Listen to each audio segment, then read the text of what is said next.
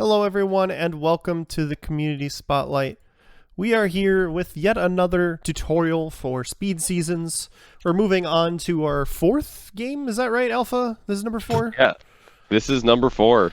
If you missed the reveal yesterday as part of Speed Seasons, fourth game is Katamari Damacy, Make the Moon, which is essentially just any percent. And we've got Sunker here who's going to be doing a quick, well, maybe. We'll see how long it takes, a tutorial on how to get started speedrunning this game. But before we get started into the tutorial itself, just a few quick announcements.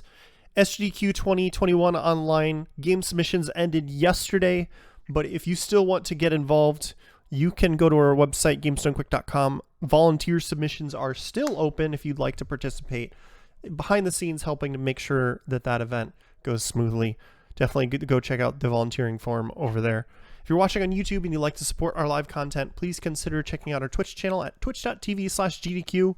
And if you have an Amazon Prime account, we would really appreciate it if you consider using your Prime Gaming sub on our channel, as Hotfix is funded in part thanks to your subscriptions and bits.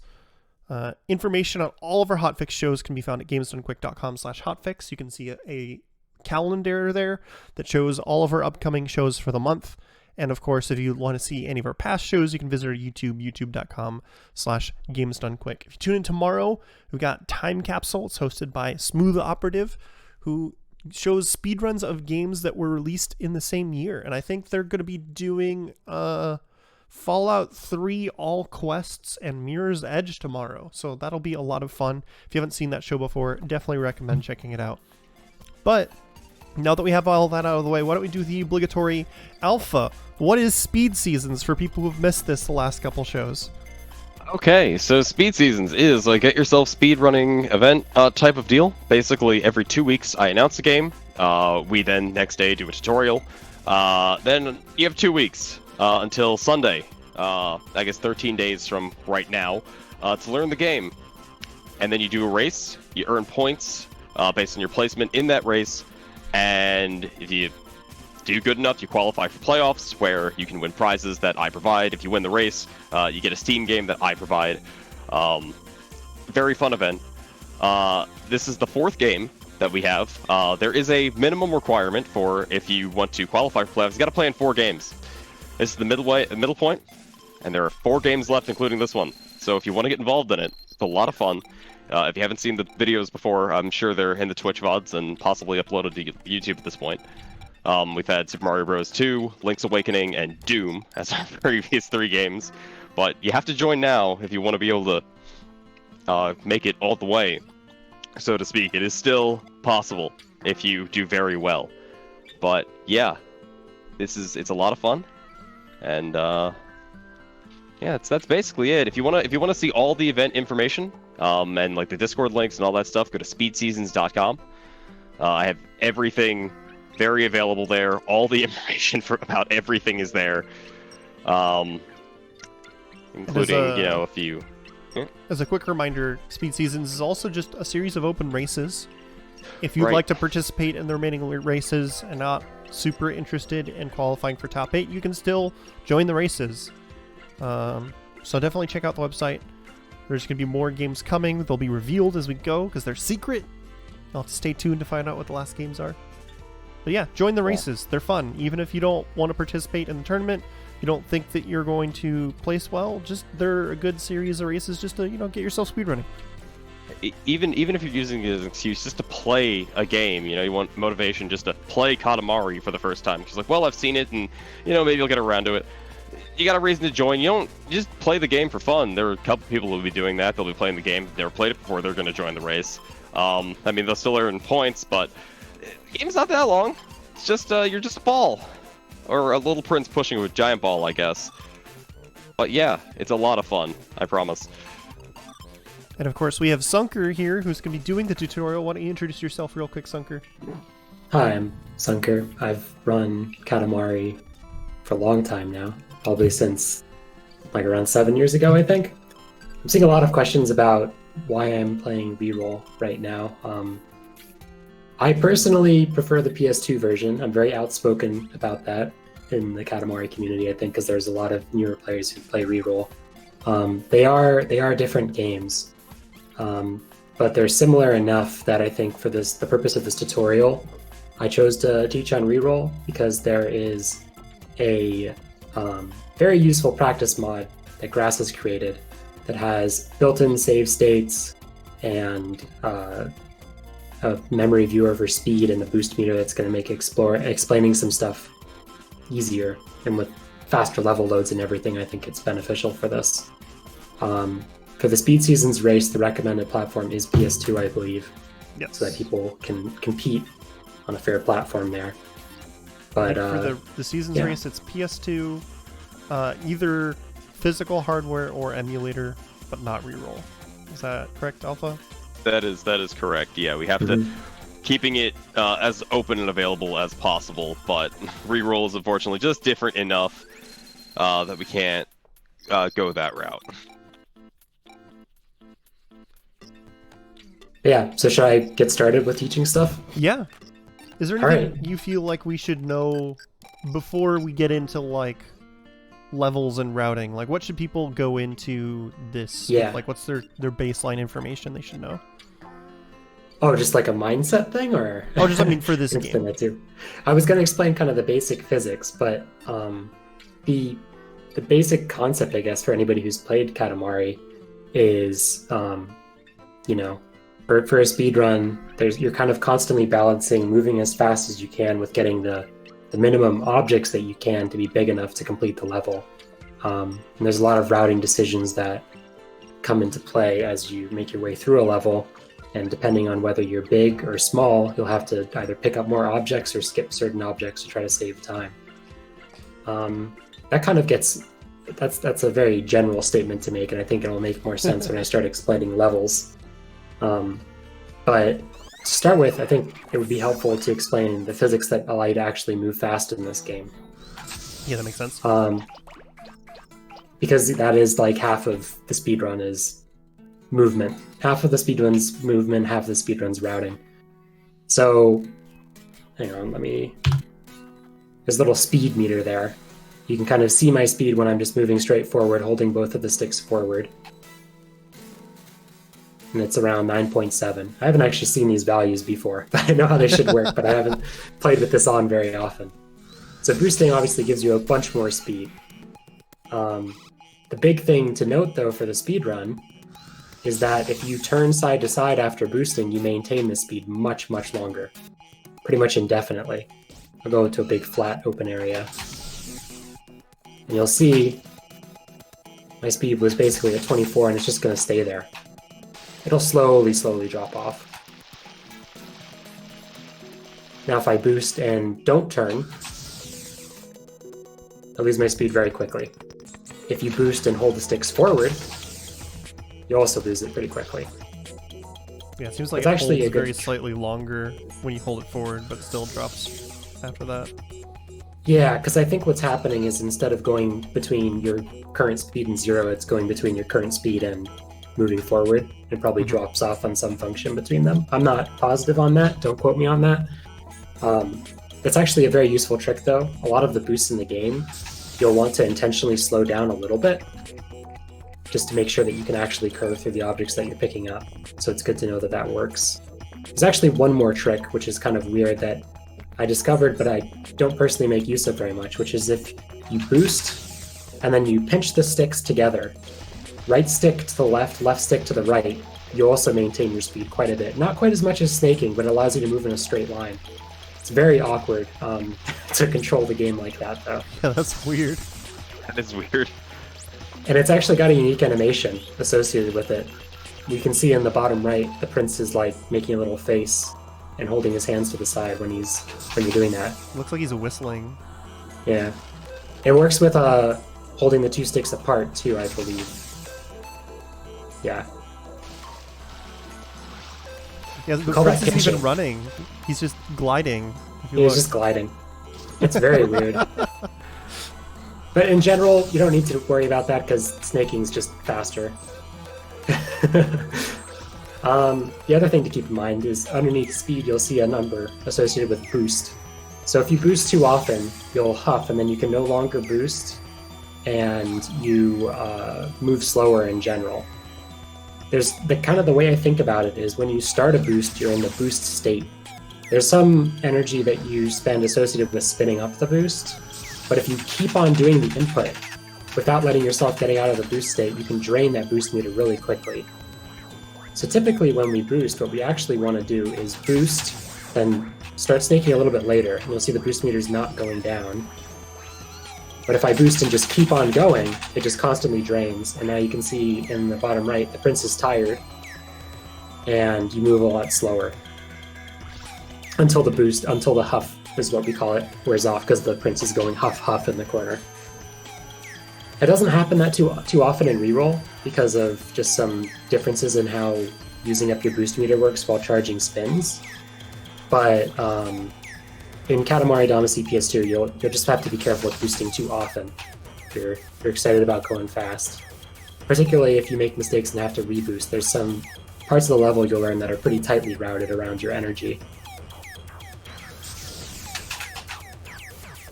Yeah, so I think those are the main basics of movement that you need to know for this game.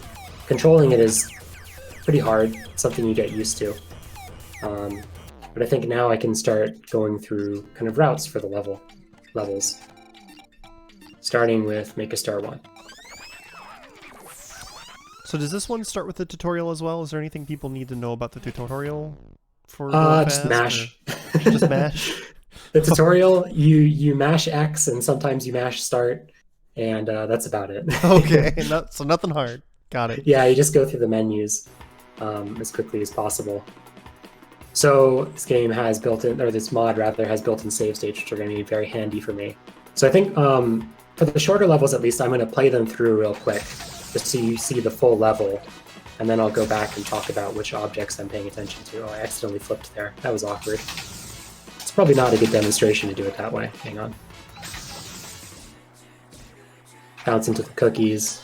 It's kind of two different ways to go from here, but I'm going to show this side.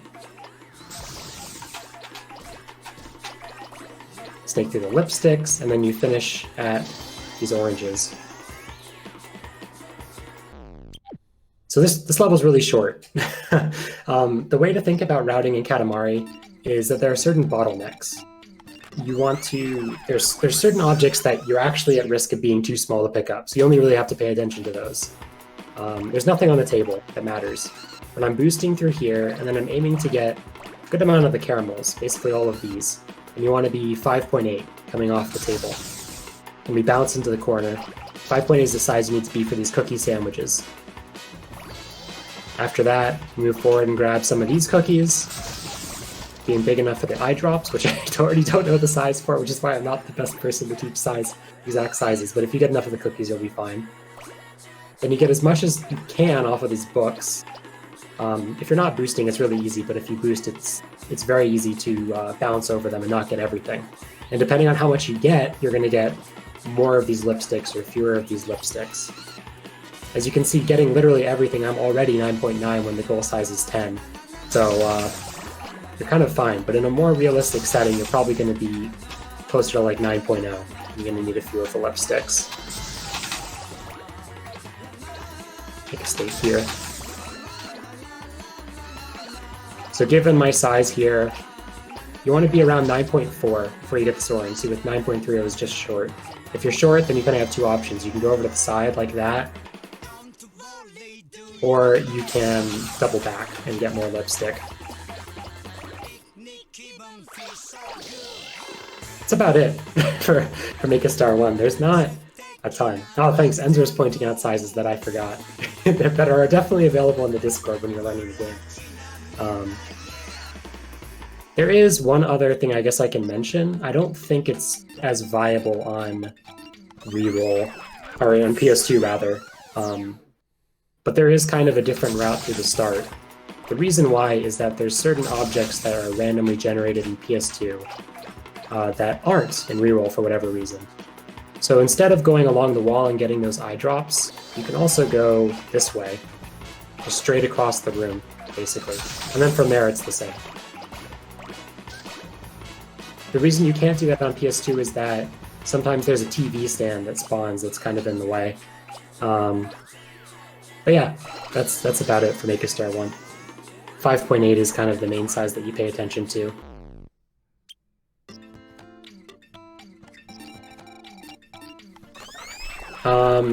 Oh, there's one more thing I guess I can mention. So, let's say you're too small, going off the table. Let's say you're 5.7, and I can't get these cookies. The really easy backup is just to grab this caramel, and then you'll be big enough. If you're much smaller than that, though, then you might be in bigger trouble. You'll have to like come back and get these caramels. But it's totally acceptable to be 5'7" going off of the table.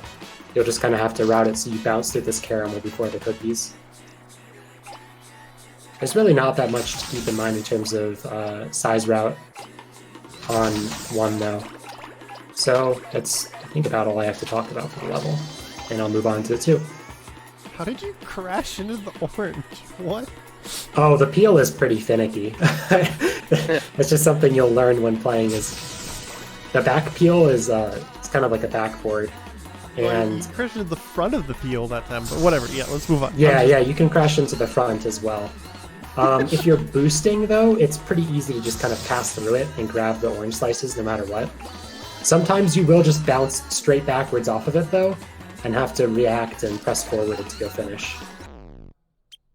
Stuff like that happens all the time.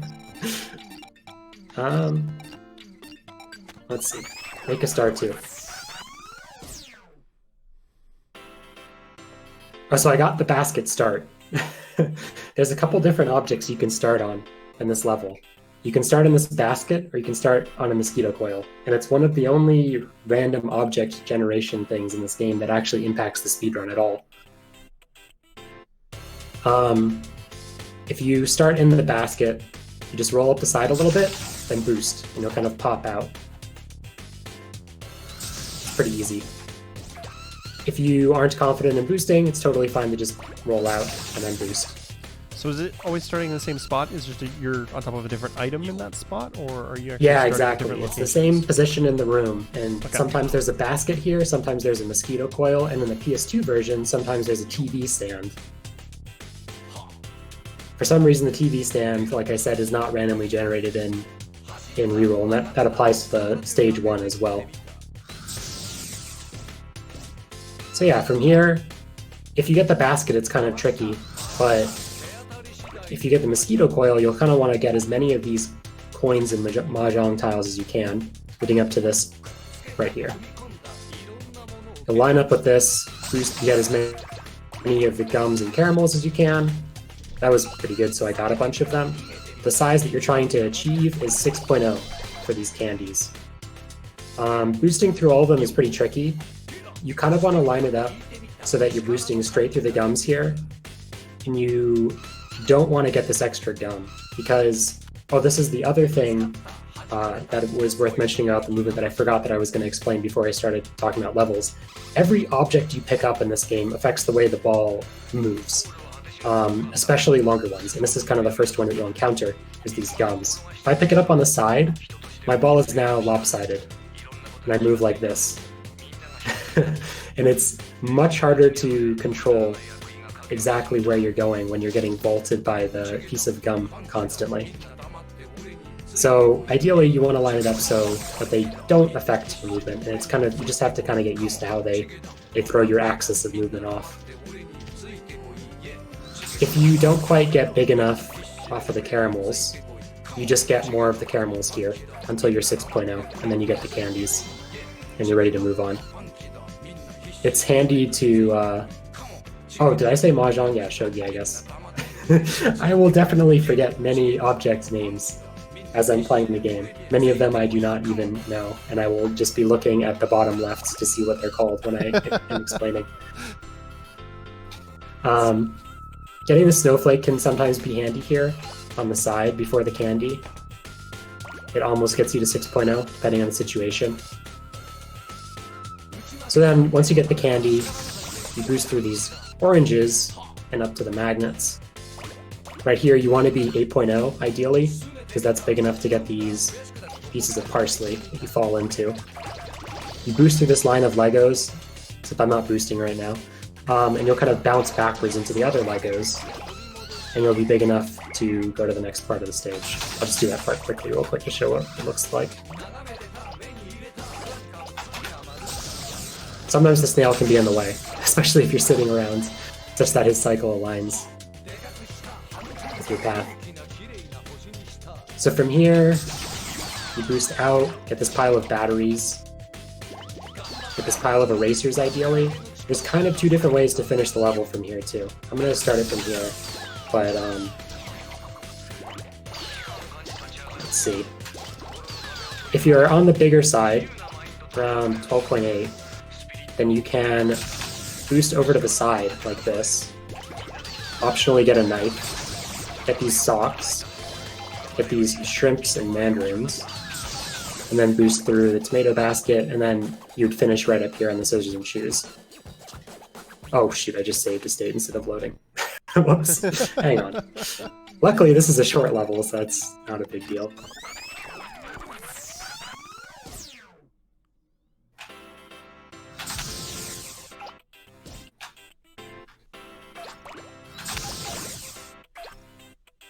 Oh, I'm very small this time. I just missed like everything.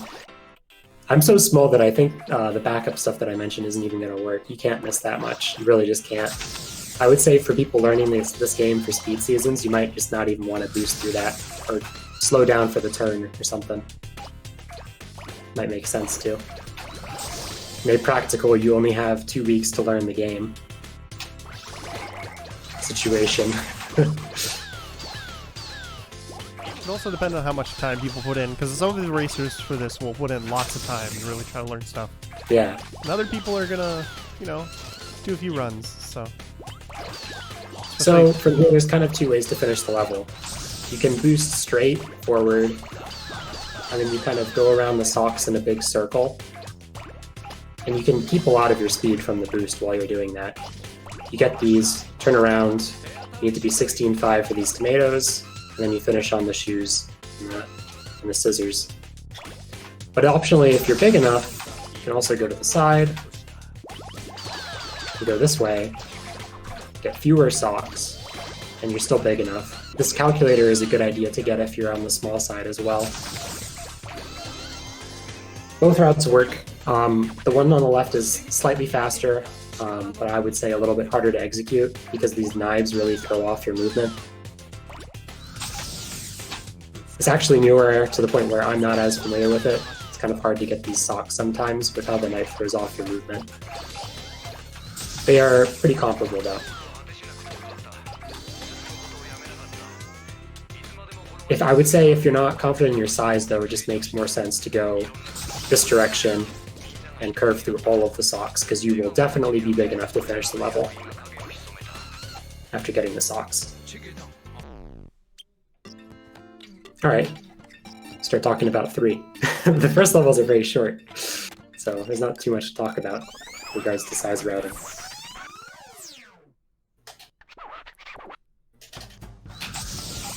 So 3, you kind of... hang on, I should no boost this to make it clear what I'm going for. You kind of just boost along this line, get a good amount of stuff. Some people like getting the toothbrushes, some people don't.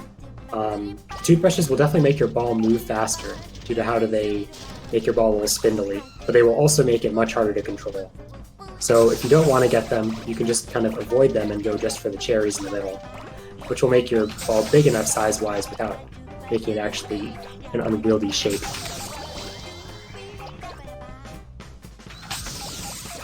Personally, I go for some of them. You flip here, and then you boost back through these super glues and these flowers, and you need to be 12.0 for these cherries. From there, you're going to boost through these flowers, through kind of this line. It's like this. And from around here, gosh, I don't know exactly what size to recommend. I feel like I personally look for around like 16.3 or so. And then you're going to boost through these dumplings, the knife, and the 3 croissants. And you want to be big enough for this eggplant, which is 17.8, Ensor? At this point, Ensor is just confirming sizes in chat. 16.1. 16.1 is probably before the boost through the stuff. Yeah, probably mentioning the size. That was the toothpaste for 16.1. But for that one, it's 17.8, according to Enzor. All right. All of these sizes are definitely available in the Discord as resources while you're learning the game. I am too much of a field player at this time to give you exact numbers for everything. Oh yeah, there are butterflies that are kind of randomly flying around this starting area. Depending on where their pathing is, you may or may not get them. It's actually much more common to get them in PS2 than reroll, just because of how cycles start in different locations on reroll.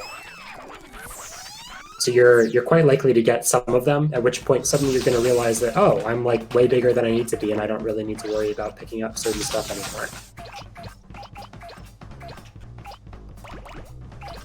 Kind of hard to get them in reroll though. I think I did just get a couple. At which point, see, I'm like 16.5 already here, which is pretty large, considering I only need to be 17.8 for the eggplant. So for once you get the eggplant, you're done with this area. You boost forward and get these cans. And you want to get enough such that you are 21.1, I believe, for the fireworks. Generally, it's just worth getting like all of them or all but one of them. And you're getting these fireworks. A shoe that I just passed through right there. And you kind of curve through. Hang on, this is awkward loading from the state. And you curve through this shovel, like which I missed. Grab these bottles of mayonnaise. Head up the ledge here. And you're trying to be 29.0 before the paint cans. That's how big you need to be for these. There's a lot of stuff you can miss or not get here. It's very possible to be much larger than you need to be. Like, see, I'm already 29.0 here before getting the birds and the other stuff. I think this is probably, even if you're doing very few boosts, right after I get up this ledge, I would say it's advisable to do a boost because you'll catch some of the birds before they fly away, which will make you bigger. Oh, it's very easy to bonk into like all of these ledges too, leading up to the paint cans. So you can definitely lose some size that way. You have to be a little bit careful. Once you're big enough for the paint cans, there's a few different ways to play this area, but generally you're going to want to just go straight through the back here. This lady's not always here. Grab this paint can, those, these, and turn around and then boost this way. If you're big enough, there's different ways to play this section. But I think generally that's going to be the safe way to play it. Getting all these paint cans and boosting this direction. And From this part, there's not actually much that you're actually aiming to pick up. You're mostly just trying to move fast. Oh, I should make a save state right after the paint cans. So like if this woman is in the way and making things difficult, is it just sometimes faster just to grab a different paint can instead? If she's in a particularly bad spot? It's possible to actually benefit off of her being there, because you grab the paint can off of the crab's back. Oh, okay. And if you're big enough, you can pick up this hairdryer, which I'm not big enough for. It's 33.4? Enzor limit. I think it's somewhere around there, though. If you're big enough for it, then you can kind of just immediately turn around and leave for the bottles. Yeah, and like Enzor said, it's 34.1. So I'm definitely, by getting all of the paint cans there, I'm becoming bigger than I need to be. But it's just a safe path to take no matter what size you are, really. For me, I'm not trying to pick up anything in particular. I'm trying to get those 2 gongs, this box of tissues, and then a good amount of the sandals. And you get this bucket. Going through that gap is kind of awkward, so if you have trouble with it, it's not much slower to do something like this, where you go around. Still want to get the bucket though. And then you boost through this ladle and the flower pots, and that ends the level. I don't think there's any size in particular you really need to worry about if you're getting all the sandals.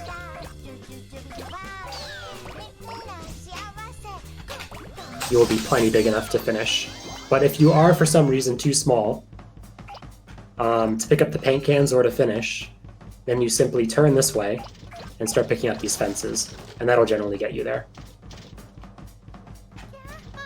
There's actually a weird mechanic here, which is more of a fun fact than something you actually need to know when learning this game. But when you finish a level, if you collide into something that's walking around, like the cat, it'll delay the load out of the level. I don't know if I can do it intentionally. It seems kind of hard, especially when I've already finished the level, so it's not showing. It doesn't affect your game time for the IL, but in a real-time setting, it's going to delay you because it's going to take until you finish getting knocked around to quit out. Oh, and that might be something that's worth explaining about speedrunning this game that people might not know if they've never considered speedrunning it. The reason this game is speedrunnable is that once you reach the goal size, you are free to quit out of the level and retain progress. You don't need to keep playing until the timer runs out. This is only true for the numbered levels and not a lot of the constellations, but those are levels that you actually complete in the speedrun. I don't think there's too much to talk about with 3. I'm gonna play through it one more time and see if I forgot anything. But I think those are the main things to keep track of. So there's like 12.0 for the cherries, being big enough for the eggplant to leave this area. I'm definitely on the small side right now. Because I'm on the small side, you can just pick up this knife before you get the eggplant.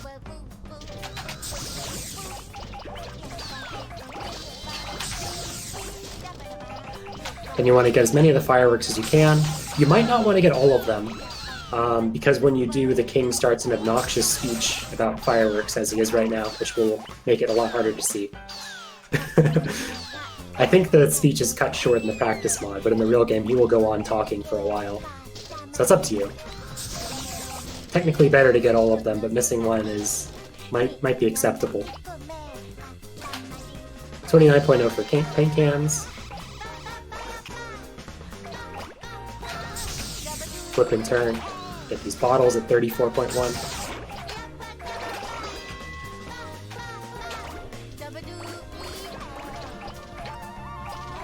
Starts another speech when you get all the sandals too. But the level's almost over, so not really a big deal. And then finish at these. Oh, so I'm too small right now because I missed the elephant next to the bucket.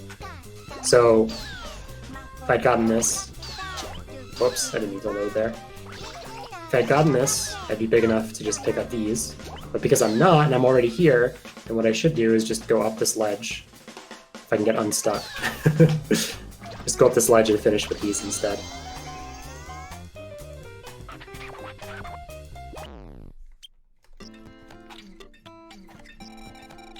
You almost don't need to know the specific size that you need to be for those planters, because that backup exists.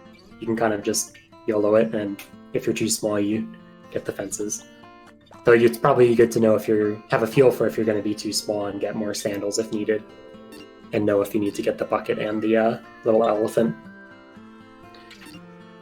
So, make a star 4.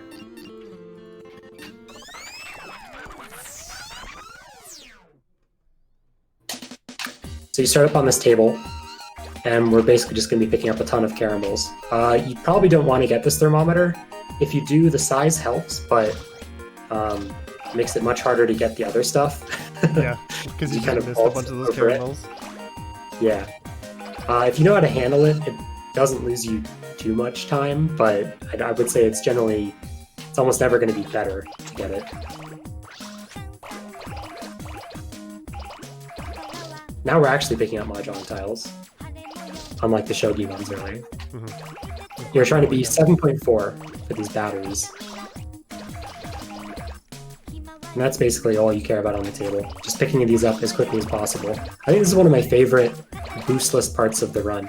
There's not really a practical way you could add in a boost to make this faster. If you realize that you're going to be too small, because let's say you miss a couple of tiles, and you kind of just keep on circling around getting dice until you're big enough. Or if you're really too small, at this point you pick up the thermometer here next to the batteries, and then you'll be big enough for them. I'll do that section one more time.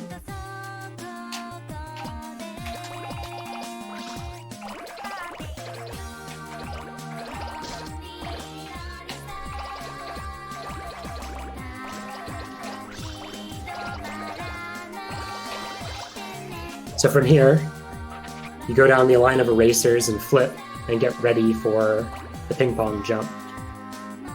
You boost off of the table and bounce. Oh, I actually missed it. Hey.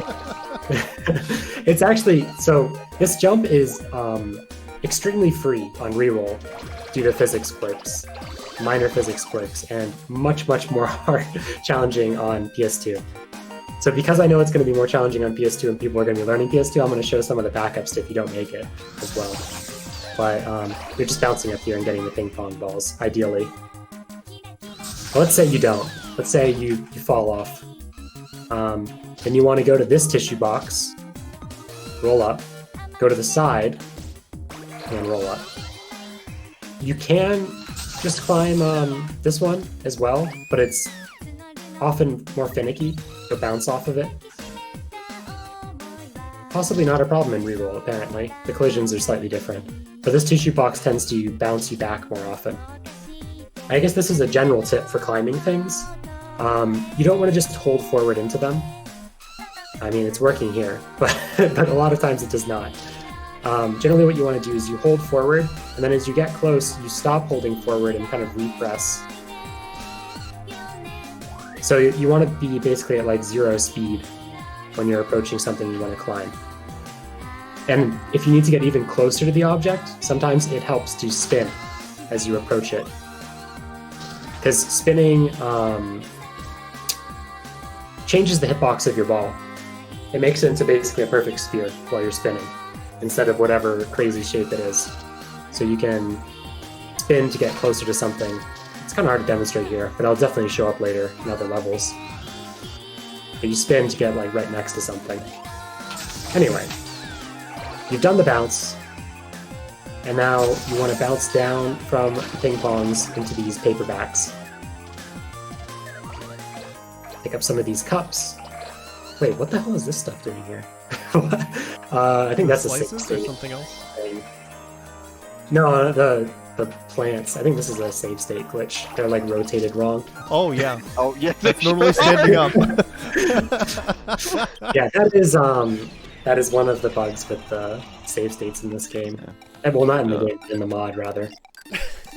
Enzor was confirming that climbing and reroll is just impossible. You were just lucky. Yeah, I don't know. It was working really well in that specific spot. There's definitely spots that are just as hard to climb and reroll as in PS2, and they're no different. Yeah, climbing is weird. Right. It's like, it seems to work better if you can get up against it and not be moving quickly, but doing that is hard. Yes, yeah. It's awkward because you want to go as fast as you can until you need to slow down, and then you need to slow down as fast as you can. Yeah. So after getting the ping pongs and the paperbacks, you grab a couple of these. There's a lot of kind of specific size shenanigans that you can worry about, like whether you need 2 cans of juice or 3 cans of juice. Specifically what you're aiming for is being 21.1 for the flowers. Right here. And there's a lot of different ways to get there.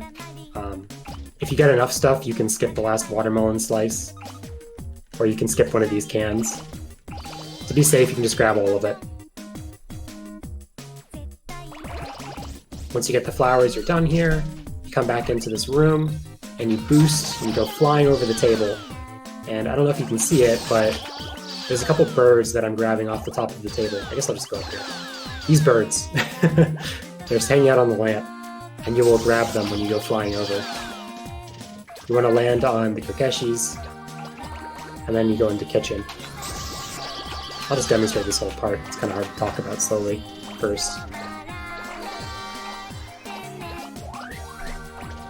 You're grabbing a good amount of stuff here. And you need to be... I guess it's... When I think about bottlenecks for this part, we used to do kitchen a different way. And I'm not as familiar with the new bottlenecks. The old method used to be to go to this side. boost straight into the fridge. Go this way. It's definitely not as good as the new route. But I always think of the dustpan as a bottleneck.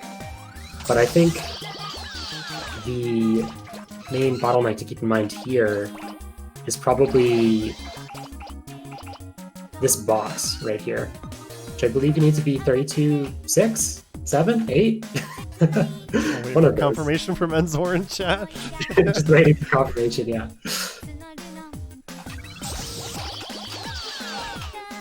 There's also a very handy bot in the Discord where you can just type in !size and the name of the object and it'll give you the size. And it does some calculations like how many of these do I need to get from this size to big enough to pick up another object too. I'm 32.6 right now, I can actually just test if I don't pick up anything else. Yeah, for the red box. I think that's the main bottleneck in the new route. Only big enough to pick it up when you do that boost. 32.8 according to Enzor. It was 8? Yeah. Alright. Yeah, so ideally 32.8. You move forward, grab that, the ghost, air turbozu, hair dryer, and dustpan, and then you're done with the kitchen pretty much.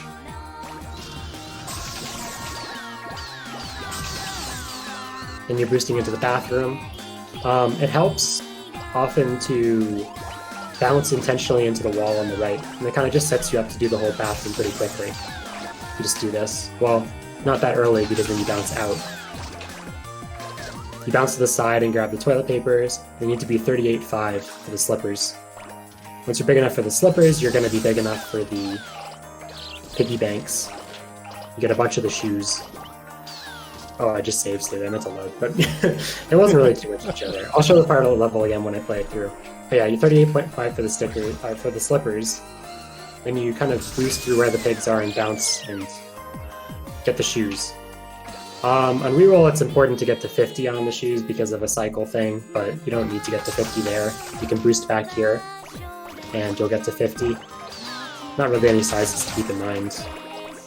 You boost through all those potted plants, and then you want to grab enough of these eggs such that you're 65.5 for this backpack. Then you're boosting up the hill, getting the cats if they're available, and getting these clay stoves. Depending on how many cats you get, there's a different amount of stuff you have to get to finish. And then you kind of pick up stuff here. It's, I think, 85.4, 85.6 for the cucumber plants. And I'm really big here because I've been moving slowly, so I'm already almost gonna finish. But I'm gonna go back, and often you won't actually be big enough to finish just off the cucumber plants.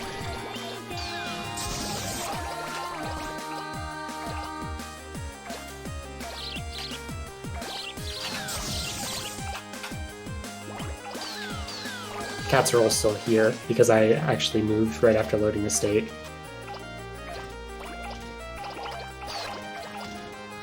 But yeah, let's say I'm not going to finish right there. Then what you do is you kind of go over here, pick up this box, and then bounce into this gap in the house. Now when you're moving slowly, it's very easy to get into that gap. But when you're moving quickly, you will bounce against it quite often. That's to pick up that huge stack of pots. Yeah. Honestly, you're often so close to finishing that almost anything will do it. Which is why if you notice you're really big and you're not able to get into the house, just turn back around and get some more cucumber plants. Like that's a consistent way to finish. Whereas it's still going to be faster to get into the house first try, but it can be pretty hard to fit into this gap. All right, I'm going to play through 4 one more time, all together, see if there's anything else I want to talk about. I think the best part about this tutorial is getting to hear the full versions of the songs in a speedrunning context. Oh, I really appreciate that the mod doesn't reset the music when you load a save state. That is like top quality of life for any speedrun mod.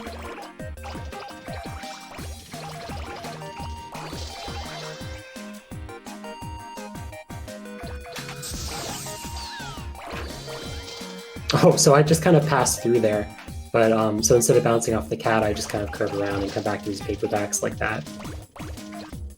The cat's nose has unreliable collision, I would say. You can actually go ramping off of it and flying into the garden behind the cat in some cases, which is disastrous. So just don't do that.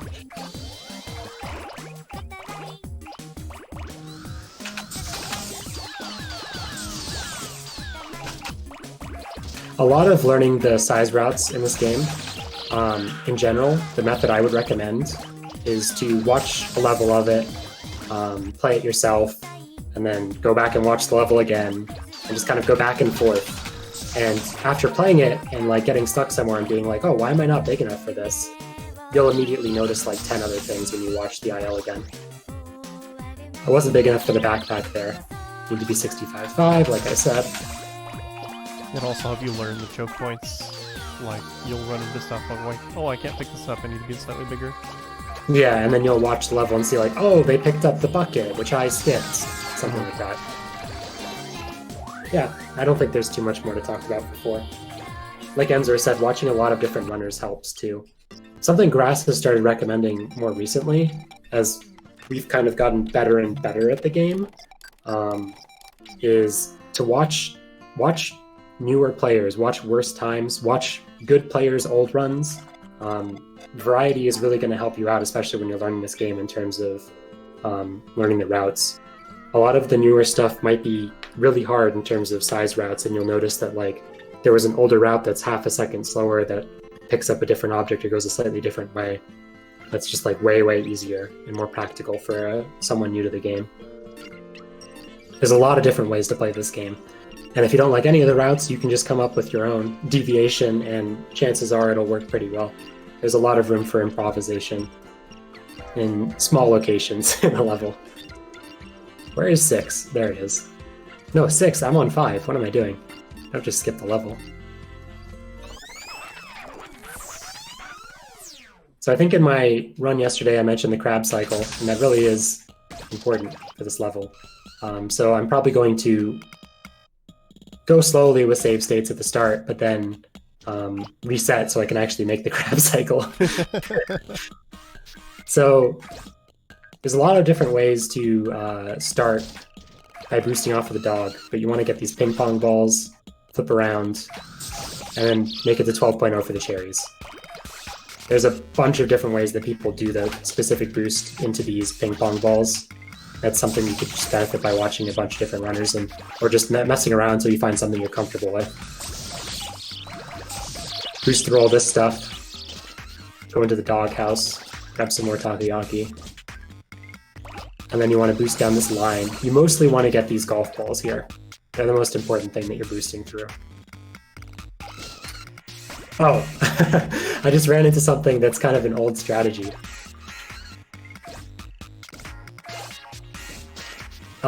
We used to not boost there to conserve energy and let the mousetrap kick us, which gets you a similar amount of speed. That's funny.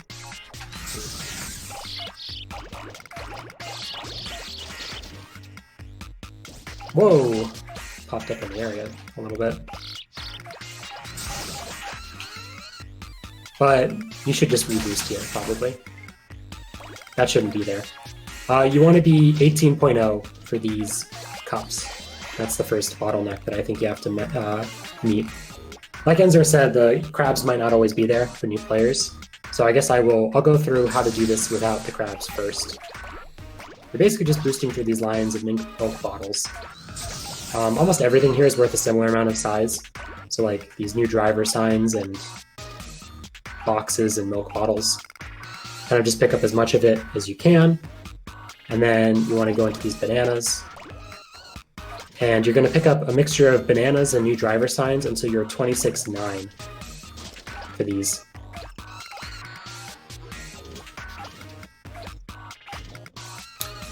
I'm going to go back and do that again. Whoops. This was an awkward space to make a state. I don't think I keep in mind a particular size after the cups, because if you're too small, then you just go further down this line of milk cartons before turning around. But that's because I'm aiming to be big enough for the crabs. Which, gosh, what an awkward save state. Yeah. As you can see, even with going a little bit slowly, the crabs weren't that far out of the way. I think in this situation, they're probably a little bit too far away to be worth going for. But if they're sort of close, then you should try to get them because they're worth quite a bit of size.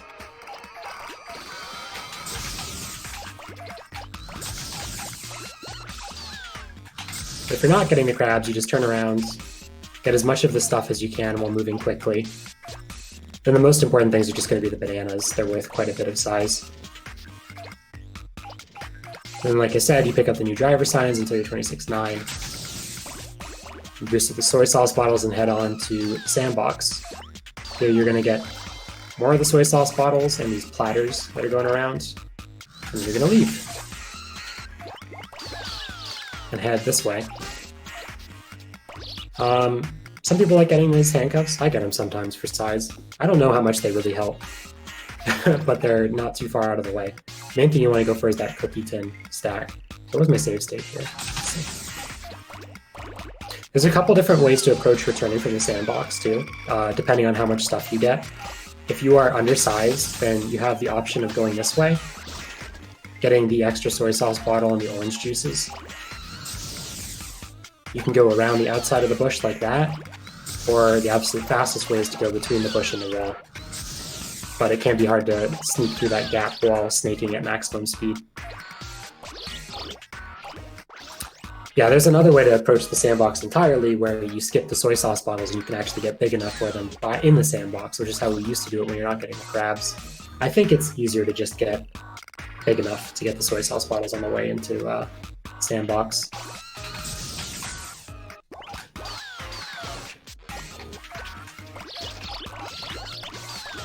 We get all the cookies here, boost through the pigeons and pots, and get to 45. I think you need to be 43 something for these kindergarten bags, and that's what'll get you to 45. I was oversized enough that I very easily got to 45 anyway. If you are too small, there's usually other options around here. The object that spawns right here, where this video game console is actually random. It can be like a bucket or I think a pestle and mortar or something. Some of them you can't pick up. I think the pestle and mortar serves as a nice backboard to bounce off of, which is a plus.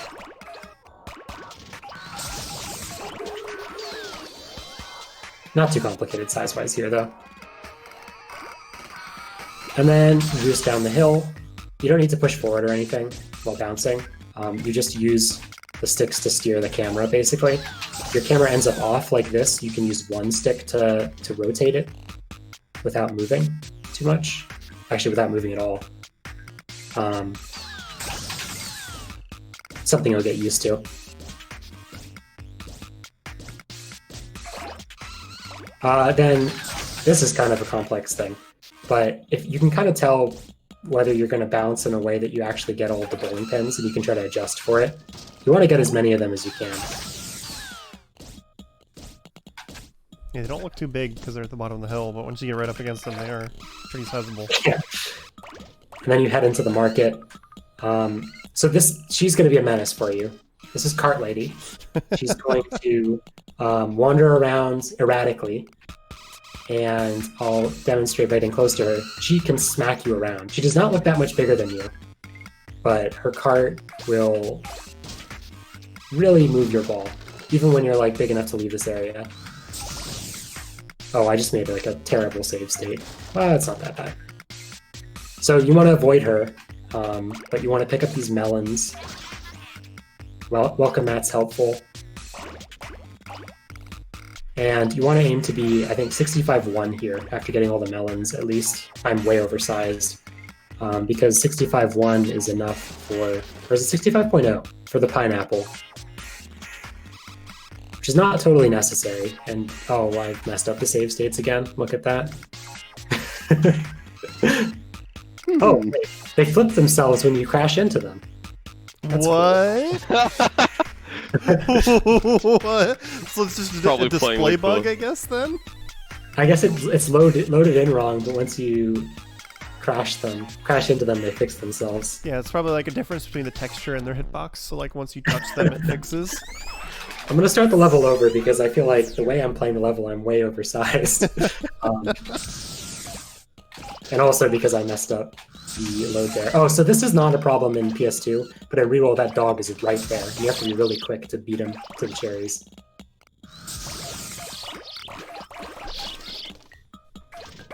Oh, the stick that you get between those two pieces of takoyaki can often just get jammed in the ground and make you lose all your speed. Very cool.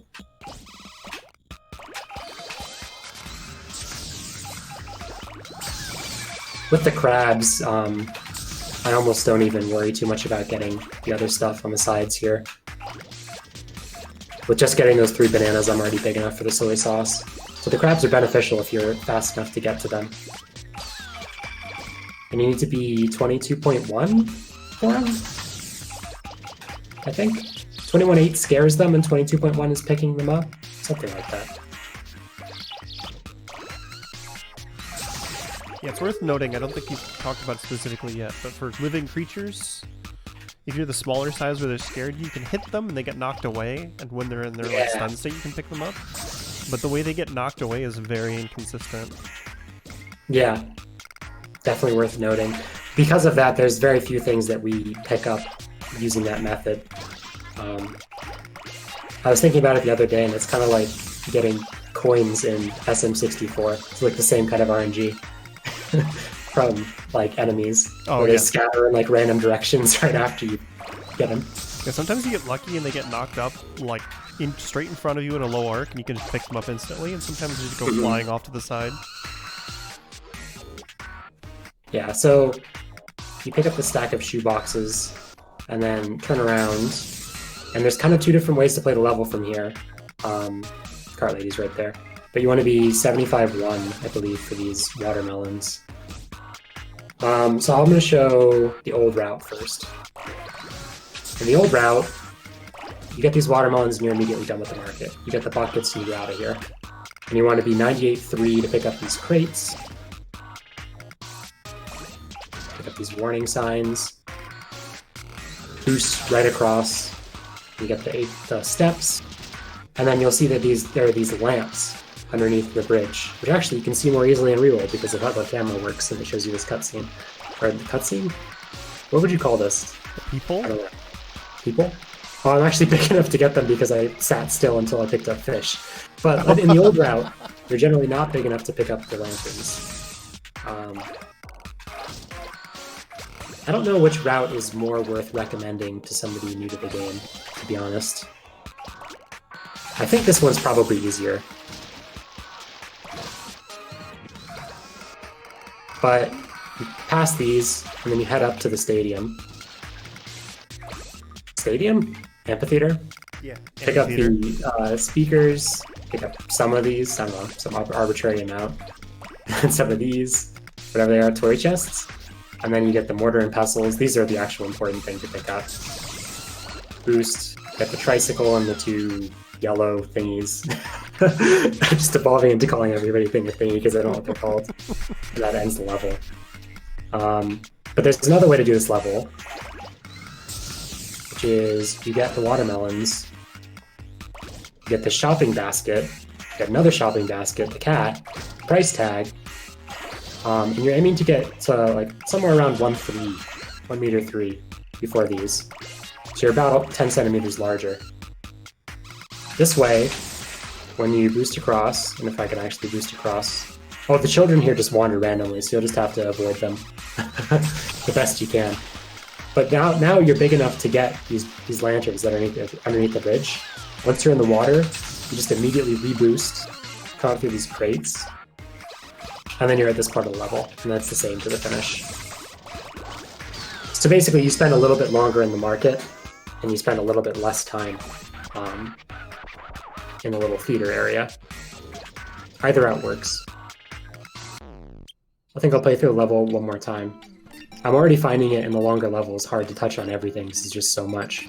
So I hope I'm neither leaving too much out nor overwhelming with the level of detail I'm giving. I think it's especially good just as long as we keep emphasizing just like if you run into problems, like look up runs, see how they're doing stuff. Where's 5? I lost. This is easier during the run because like a it. completed level versus a non-completed level look different. So you just look for the non-completed level. It's easier to Don't go to find. Constellation by accident. Because they will also be showing up.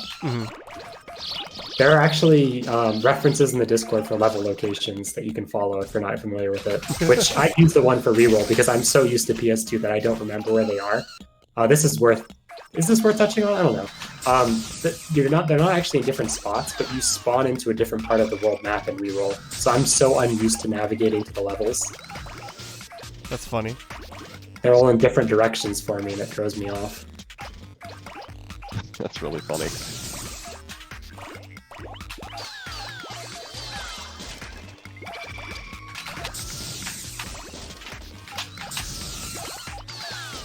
Oh, getting some extra handcuffs there. Because I got those handcuffs, I probably don't need the other ones. Probably don't need much at all.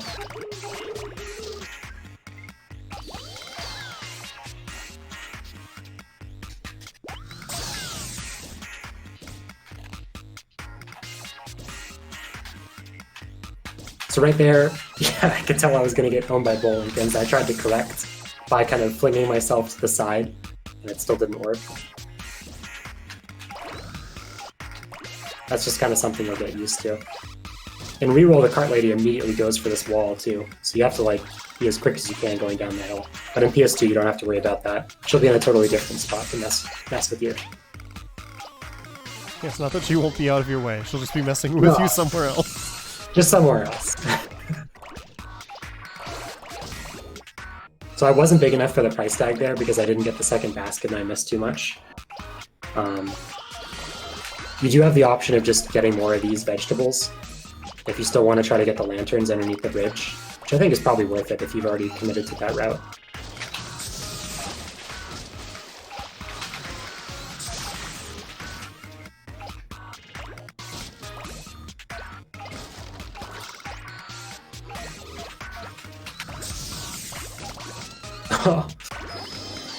Yeah, I don't think there's too much more to talk about with 5. Yeah, that looks pretty good. Alright. I need to find 6. There it is.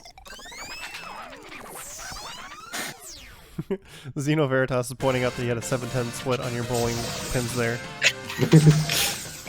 Somebody actually made one of those in professional bowling yesterday. The 4th time ever. 4th televised. 4th televised, yeah. So the start of 6, it's not too much to worry about size-wise. You're just kind of moving as quickly through these lines of objects that you'll be able to pick up. I think the first size that I pay attention to is I try to be around 85 here. If you're 85 here, then you can just immediately boost and start picking up these plants. If you're smaller, let me make a save state that's closer.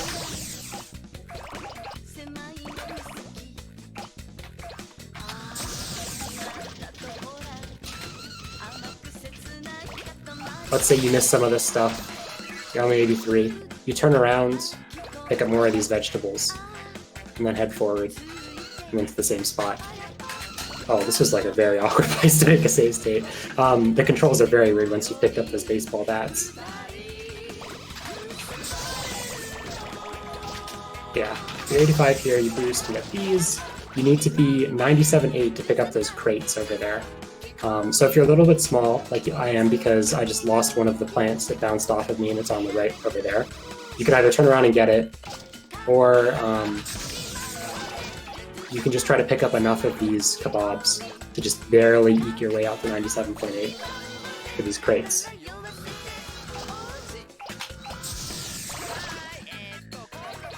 So I'm too small.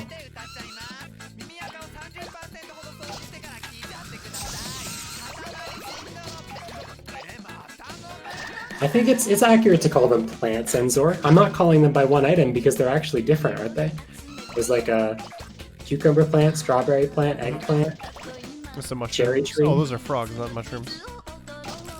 I just saw them jump and I was like, oh, that's not a mushroom. Yeah. Once you get the crates, boost over here, get the chickens, And now we're going to get as many of the bushes in this cycle as we can around the clock. Oh, nice. Then you're going to boost over and get these sunflowers.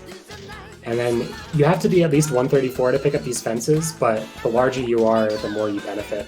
It's a good idea to just be big. I missed a fence and I kind of don't care because I was big enough. There's two ways to do this segment as you boost out of the park.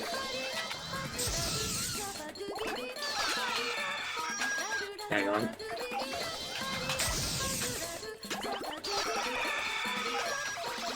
These bushes spawn on kind of a random cycle, so sometimes you'll get here and just get a million of them like I just did, and sometimes you'll have to go around a couple times to get a good amount of them.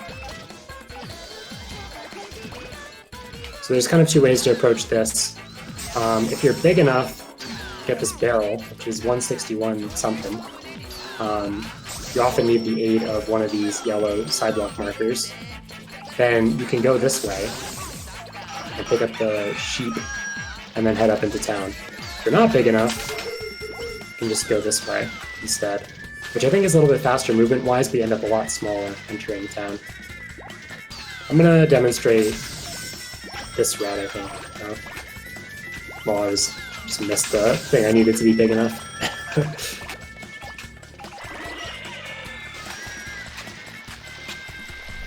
And if you're having inconsistent bounces like that, you can always just slow down a little bit, right? Down the hill? Yes. Like when I was going out of the park, so what I'm doing there actually intentionally to slow down is I am not snaking at all after I boost so that I lose my speed more quickly. So that is kind of one place I'm taking advantage of not snaking. So to boost up this hill, you kind of want to just stop on the flat and then boost, and you'll get enough air. If you boost from the hill itself, I think pretty often you'll just bonk. Maybe not always. They're kind of finicky. But I would say what I generally do is you don't want to be moving super fast when you do the boost.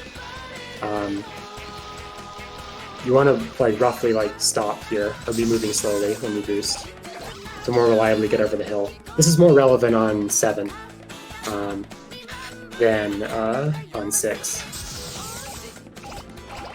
Boosting the town. There's a ton of stuff you can grab here. You can grab these garbage bags, you can grab the kids, you can grab this sign, you can grab the cows, you can grab the biker if he's going by, you can grab this, you can grab propane tanks, you can grab extra propane tanks. There's a lot of things that you have as an option of grabbing. If you're as big as I am though, you really don't need any of it. You just need to be around 190 something for these cans, and you can just skip all of it, which is the benefit of getting the sheep in the other route. I can just go straight to the back, pretty much. Once you're big enough to get the oil drums, get those, get everything in the gas station, and head back over to this side. And then we're going to boost this way. Whoops, well the bike is in the way. This guy's bike is like always too big for you to pick up pretty much in this level.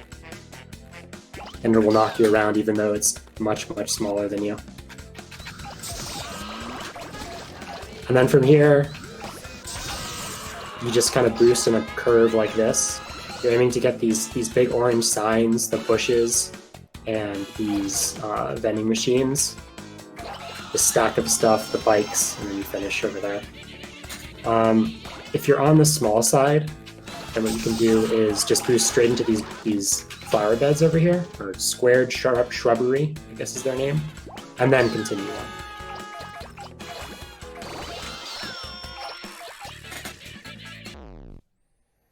I'll play that level one more time. 6, I would say, is mostly movement. There's not that much complication in terms of size, so going over it the way I did might make it sound more complicated than it is from a routing perspective. I think it's one of the easier levels to understand where you need to be big and how you can make up size. I'm a little bit too small here, so I'm gonna head back this way.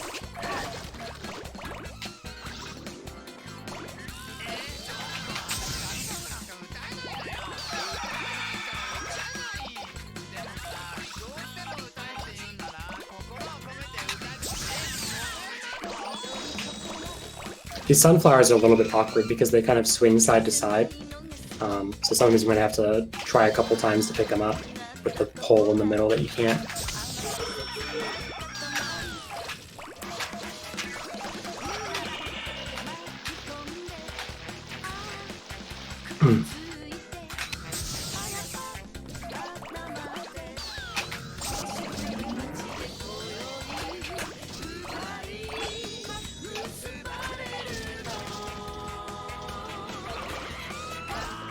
Oh! Bike was right there. Yeah, I don't think there's much more to talk about with 6. There's a lot of stuff that makes you very big in the level. And notably, this level is, like I mentioned, I think yesterday, it's the only level where it's shorter than its predecessor by a lot. Make a Star 5 is at a okay level, like a 2-minute level, and this is, like a minute 15 or so.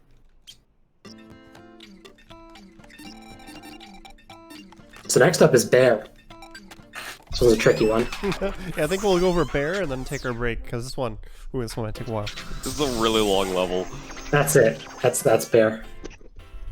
You catch You it? want to explain how that works real quick? So to unlock Make a Star 7 in this game, you have to have played one constellation. A lot of the constellations, you have to run the timer out to count as a victory. So your only real options are like Bear and Cow, pretty much. The object of Bear is to collect the biggest bear you can while avoiding the small bears, but getting any bear counts as beating the level.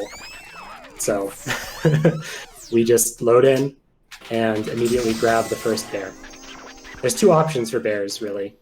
Oh, is this going to load me out of level still? It is. Interesting. I've never tried to use a save state in Bear. Can't imagine why I wouldn't want to use a save state in Bear. We used to actually do it like this, where we turned over this way and then got this bear. I don't know why, for some reason, we didn't go for the bear on the right, but it's very possible to boost around that the farming equipment and just get the other bear. It's the difference between getting a 1-second time and a 2-second time in in-game time. But yeah, that's it. That's Bear. Bear! Bear. Somewhere Sparkover is smiling.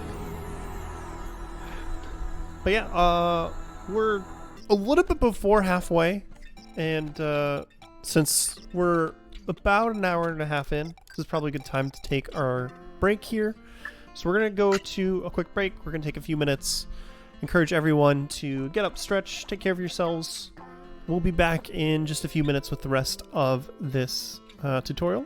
Just as a quick reminder, Hotfix is funded in part thanks to your subscriptions and bits. We'd really appreciate it if you would consider subscribing to the channel to help out. We run shows pretty much every day of the week at this point. If you'd like to see the calendar, you can go to gamesdonequick.com/hotfix. But we'll be back in just a few minutes with more Katamari Damacy. Hello everyone and welcome back to the Community Spotlight. We are here with our tutorial series. We're going over game number 4 for Speed Seasons, which is Katamari Damacy, Make the Moon, also known as Any Percent. We've got Sunker here who's going over just the basics of speedrunning this game.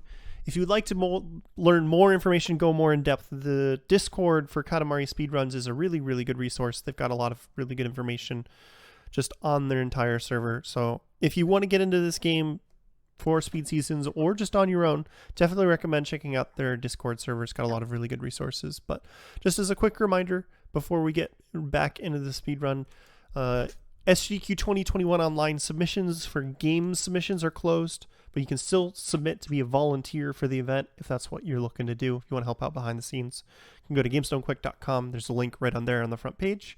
And of course, Hotfix is funded in part thanks to your subscriptions and bits.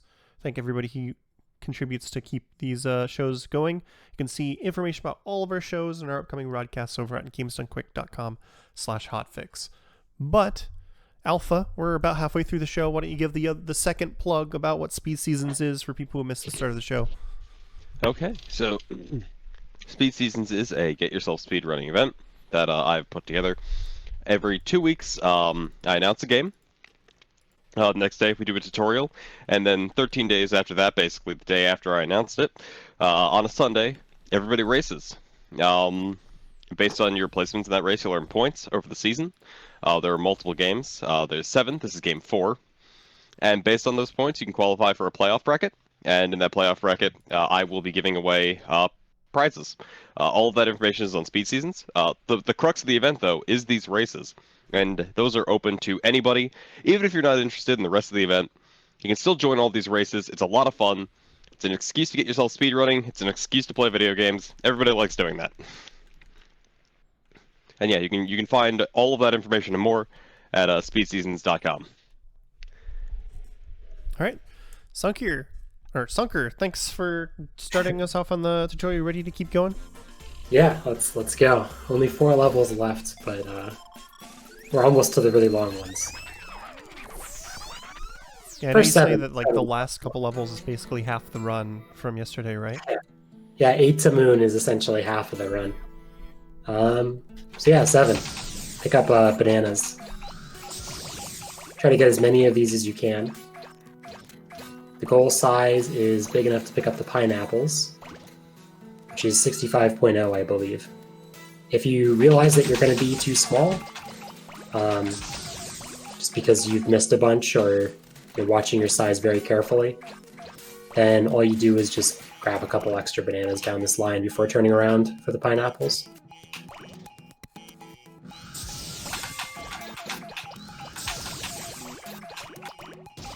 Whoops. Yeah, I don't want to get hit by the cow there. This is where everybody in chat says banana na na na na na na na na. Yeah, you'll never get the third na from the king here. He announces ba na na as you pick them up, but we don't pick up enough of them to get the last one. You turn around and boost to the dock. Get the kettles and buckets. Depending on where this old man is, you might not be able to get all of them, but try to get as many as you can without slowing down. And then we head up into Upper Town. You want to boost from this flat part, basically. You roll up and kind of stop somewhere around here. And my tip for making this boost is to snake and to also kind of snake wide, because that gives your ball more time to rise before the ledge, so you don't crash into it. Don't approach the ledge straight on, you'll be at an angle, right? Yeah.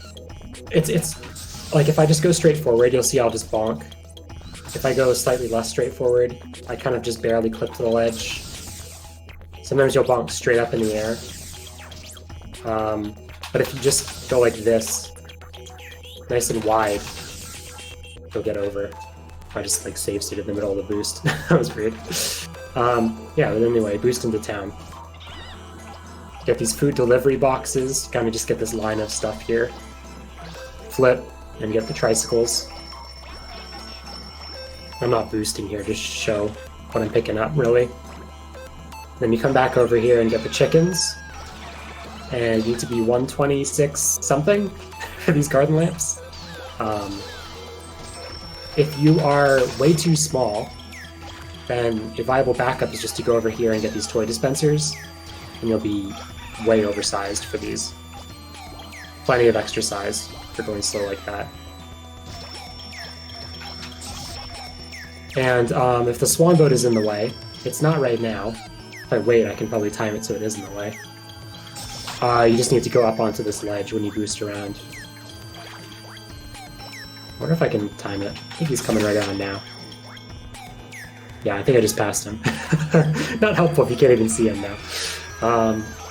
Yeah, and after getting these, get the umbrella, get this stuff, get the tires, as many of them as you can. Don't worry too much about getting everything here. But just try to get as much of that stuff as you can.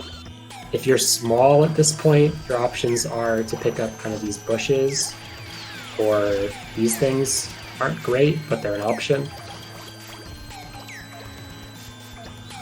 You want to be big enough to pick up these bicycles, though, and they're 188.8. If you're not big enough, then what you do is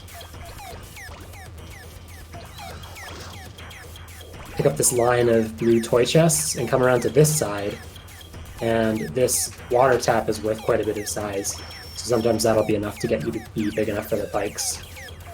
But it's preferable to just be big enough to get the bikes immediately, like this. From here, we boost. It's a good idea to just bonk into the Matryoshka doll. You don't have to, but... Wait a second, is that a glitch? Oh my god, you can spawn infinite of them with save states. Well, that's not great for demonstration. Oh, I see, yeah. I'm spawning more and more of them. So you can generate infinite size here. Anyway, we'll just ignore the extra size that gives me. But you don't actually have to pick up the Matryoshka doll, you're just bonking it to get it out. Then you turn around after getting the crates, and you can boost up here, or you can just not boost and get these squared shrubberies, and then you'll bounce back and get the big ones. Oh, it looks like they're fake, too. The old ones are only visually here. That's good. So just like the other thing where it spawns a texture, but the hitbox isn't there. Yeah. That's cool. Alright. But anyway, if you bonk one out of there, then when you get the squared bushes here, you should be big enough to get the big doll as well. And getting that size is pretty useful. And from there, you get the other squared shrubbery, get this bear guy, get this signpost passively, and then you're aiming to get these squared shrubberies, and then get these bushes, potentially knock the women over and get them as well. And you want to be big enough for these vending machines. I forget what the actual size is for them, but because you really want to be much larger. I think it's like 272 something. But what you really want to hit is 3 meters before going to the lower town, ideally. If you're a little bit small, then it's fine, but that's about the size that you want to be. They're generally going to be much larger than the limit for these arcade machines. The advantage of being 3 meters up here is that you get to start your boost and not get interrupted by the swirl from the top of town, and you can keep your speed all the way through whatever you need to pick up and into the park, except the cow's not there because I'm on a weird cycle. I'm trying to get this boat and the buoy and the lily pad, and then you pretty much want to head straight to this cow. Otherwise the trees are sideways. But don't worry about that. If you get the cow, you'll be big enough to go into the park, and you should be good to go. You get these gates, which are really messed up in reroll, so I'm just gonna be careful not to have them clip into objects. And you kind of go around the park. I shouldn't be doing this slowly. You go around, get the flower beds. I'm mostly aiming for the flower beds here. All the other stuff is just incidental. The fences are good. And I'm getting the phone booth and the lights. The lights and the flower beds. I'll turn them so you can see them maybe a little bit better. And then you get the trees and the sign, the other tree. There's certain objects in here that are much bigger than the other stuff. So one thing is, I've noticed you're doing something you explained right at the start of the show, and I think it's the first time you've really been using it a bunch. You want to explain the whole spinning to get close to a wall thing? Oh, yeah. This is one of the spots I definitely like to spin. So you don't have to, but if I just go forward, you're not always going to get those flower beds. It's more reliable to move forward and then spin, and it gets you real close to the wall and make sure you pick them up. It makes your ball round so that you don't bonk off of the wall and not get them. Right now, the shape of my ball is such that it's pretty easy to get the flower beds, but pretty often you'll have a crazy shape that makes it hard to get close to the wall. So I tend to spin a little bit when I go there and kind of slide into the wall. When you start spinning, when you have speed, you'll keep on sliding for a bit. I don't know if I need to explain how to spin, Enzor, but that's just spin gets explained in the tutorial at the front, right, where it makes you do different controls. Yeah, it's alternating the sticks up and down. It's just, I don't know. I feel like you just have to play the game and know the controls, but it's rapidly going back and forth with right stick up and left stick down, and left stick up and right stick down, and quickly doing that. If you want to spin without boosting, you actually want to go a little bit slower. Because you want to just spin and not boost. And once you stop spinning, you'll regain control. But if I do it like this, then, if I do it too quickly, I'm going to boost off the wall. So you actually want to intentionally drag out your spin. Yeah, that's probably a good explanation. Thanks. Alright. That was weird. Did I have a size interval there? I also missed tons of stuff. Alright, anyway, once you're done cleaning up the park, you can boost out of this park from here, or more aggressively, you can boost out of it from back here, or you can just go out slowly. All options. And the next thing we're looking for is these boulders, which you can actually see more conveniently in reroll. There are these 3 boulders hidden underneath the trees, and you ideally want to get all of them, but you don't have to. You definitely want to get at least one of them. You kind of just boost and hope you get all of them. It's a lot easier if you're not boosting out of the park to get a good amount of them. Like how And once you the get trees are those, still it puts you back silent. into town. Picking up boulders and fences, and you want to be picking up these cars and the swan boat from earlier. And then there's a couple ways to finish from here depending on how big you are. This big pole with fish is worth a ton. It just jumped me from 598 to 613, so that's usually where you're going to finish.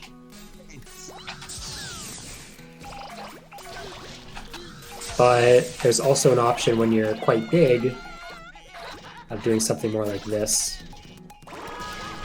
where especially if you get the swan boat, you can just go this way instead and finish on the car.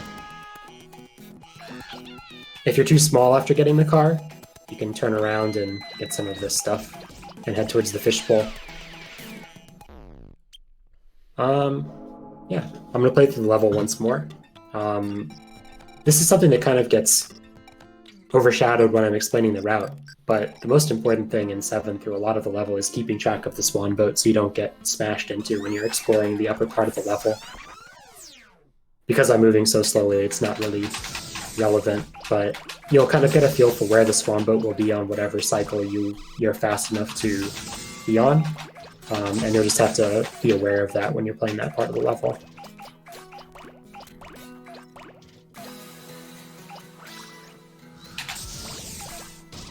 Ooh.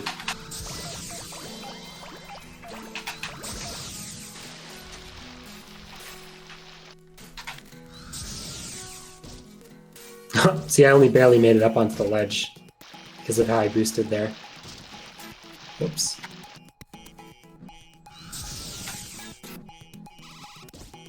Something to do with my shape too, because it was consistent across the save state as well.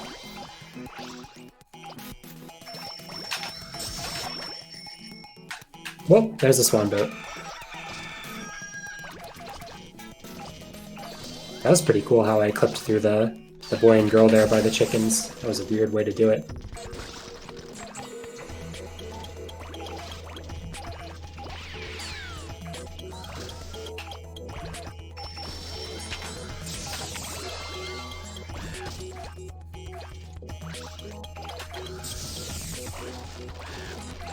Oh, I was too small for the big Matryoshka, so I didn't actually benefit that much off of it, unfortunately. So because I knew the swan boat was coming there, I didn't mind going out of my way to pick up the other woman who bounced farther away, because I knew I had to wait out the swan boat anyway. Didn't quite make it to 29, or to 3 here.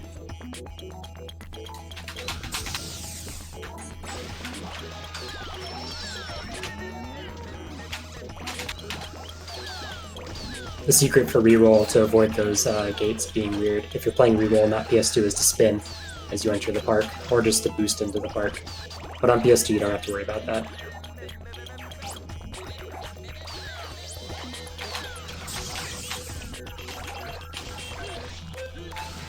Yeah, I think that's about it for this level. If the swan boat's not there, you don't need it to finish, but it probably means that you should just go this way. And if you don't finish on the fishpole, just keep going forward. You can pick up these fences, and you can pick up the, whatever this is. Combine harvester. And that will also let you finish the level.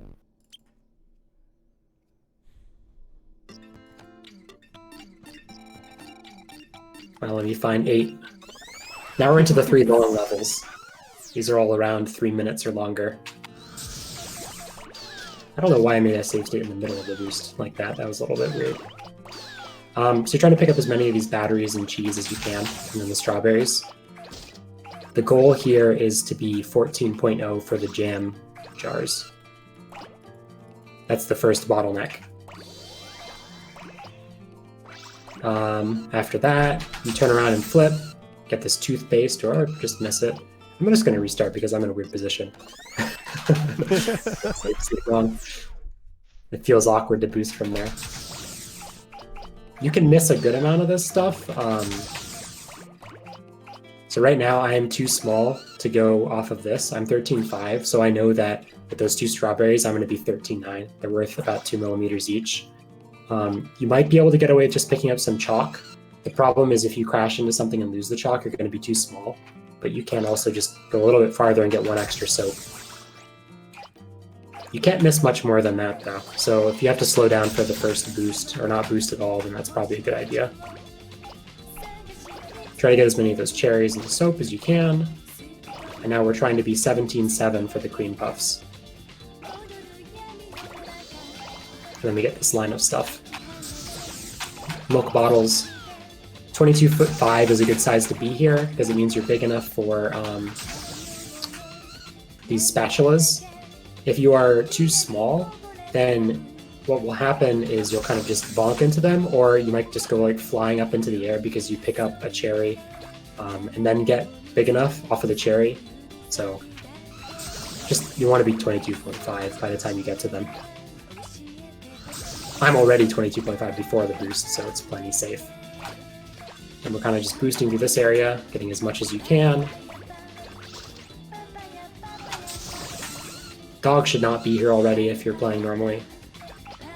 And we're trying to get a 29.0 for these rakes. I'm boosting this way. Get a good amount of these canned curries. I don't know exactly what the right amount to get is. It kind of depends on your size. Getting the ham, getting the guys wandering around with masks if they're there. And getting the pig and the bricks. What's the size for the pigs? I don't remember the exact size. I'm so used to just getting all of the hams and picking them up. But you can definitely cut it closer in terms of being enough for the pigs and the bricks. If you are too small for... I can't demonstrate it. If you're too small for the bricks, but you're big enough for the pigs, then you can actually sort of like get the pig from inside the brick house here, and then get the bricks as well. Worth considering if you're in that situation. And then the newer route is that we head up this way. This is another spot I like to spin to get close to the wall just before climbing it. Because as you can see, it's bonking me back a lot right now.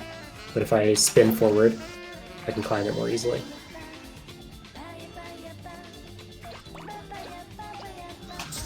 Going this way, main thing I'm paying attention to is the buckets right here. Some of these fences. The vase. The vase is a random object. There's a couple other things that can be there. Oh, what? Did the vending machine just spit out stuff? I've never seen that. Because you don't stick around for it. Yeah, and so the cutting board that I just picked up is optional, but it makes you bigger. There's a lot of stuff that you can pick up here that's kind of pseudo-optional to grow your size. You want to be as big as possible going down the hill. 60 is very large, 56 point something is still acceptable. You try to get that toolbox as you bounce down. All of this size is going into making you big enough for the lucky cats. If you are on the smaller end, let's try being on the smaller end. It's not unrecoverable or anything. Like I missed the toolbox too. You can generally just pick up more of their hats first, and then you're big enough for the cats. Like that. Boost through these manholes and pickaxes, and then through this line of stuff. I'm actually too small for that. Huh. I am definitely on the small end. Go through this line of stuff. You want to get big enough for the panda statue, which is 91.5, I think? Maybe it's 91.5 with the object behind it. And then once you've gotten that, you boost out and get the dog and the curry bowl and everything. It's possible that I should be doing less of this with boosts at this point to make it more obvious what objects that I'm getting. If I'm going straight forward like this, bonking into the wall, and getting this stuff. You need to be around 1/8 for the bushes over there. If you're too small here, then you have the option of just getting more of these food delivery boxes.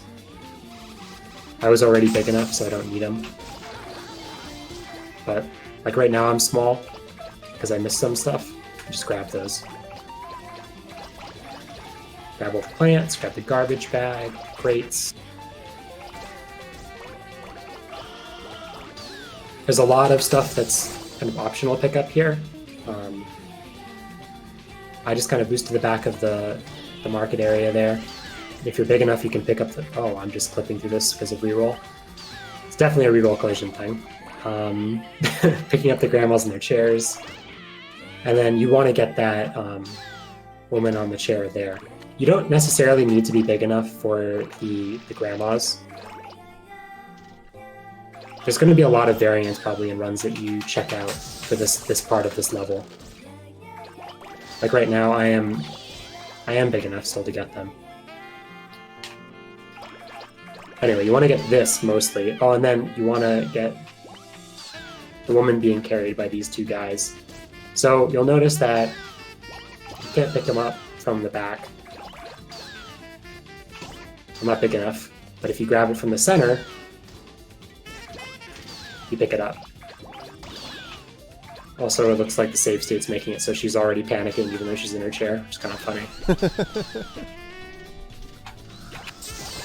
Once you get the carrying dudes, then you get the barber poles and head into the market. And you want to kind of spin and get these crates that are behind this woman. I think I'm a little bit too small for them. Now I got them. They're a little bit finicky to get. Spinning as you go like this helps. Then make your way through the market, kind of grabbing whatever you can. Grabbing these ATMs on the side is useful. Note, they're not actually ATMs, but we call them ATMs. Is helpful for a little bit of extra size if you're on the small side. They're not strictly needed, but I think it's almost always beneficial to grab them, and it doesn't take much time. Just go like this. 2-4 for the cell cards. That sounds right to me. I think I actually knew that one. Bye. But there's so much stuff in here that there's a lot of ways to get big enough for the orange boxes. Those are the sale cards that he's talking about. And you're boosting through here and straight back through this area. At this point, you're way bigger than you need to be. So you don't need to worry about size for a little while. Just pick up a good amount of this stuff. Anywhere between like 3.8 and 4 meters is probably good, leaving this area. I think the next bottleneck that actually matters is just the 5 meter mark. Do this more continuously. Oh, I actually just missed so much that I think I might actually be too small for these barrels now. Yeah, how did I do that? I think it's because you got air there going over the bridge. And you went over stuff. Yeah, that's probably what happens. You do want to try to get those statues, and then the stuff in the back there. Yeah, it looks like you only got the sign at the top and not the statues. That would explain it.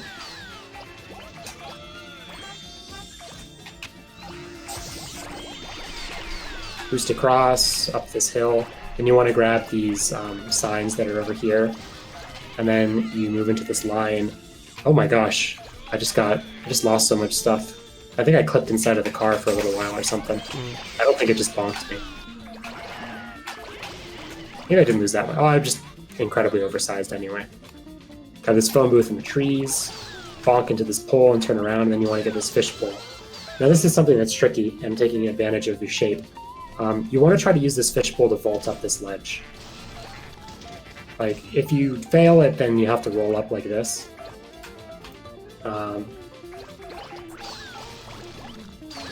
Just make a save state right after picking it up. But if you can maneuver yourself correctly, you can generally find some way to vault with it up on top. There's going to be cars coming by, so it's tricky. Just takes some practice to know how exactly you want to move yourself.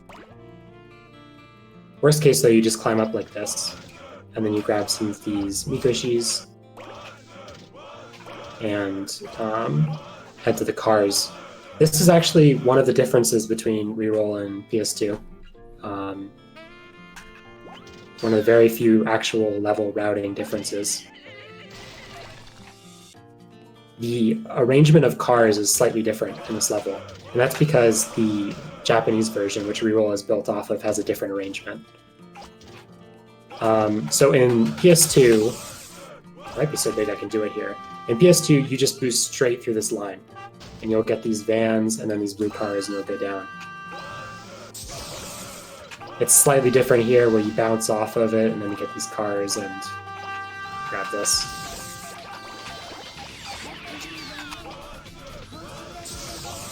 Very, very slightly different.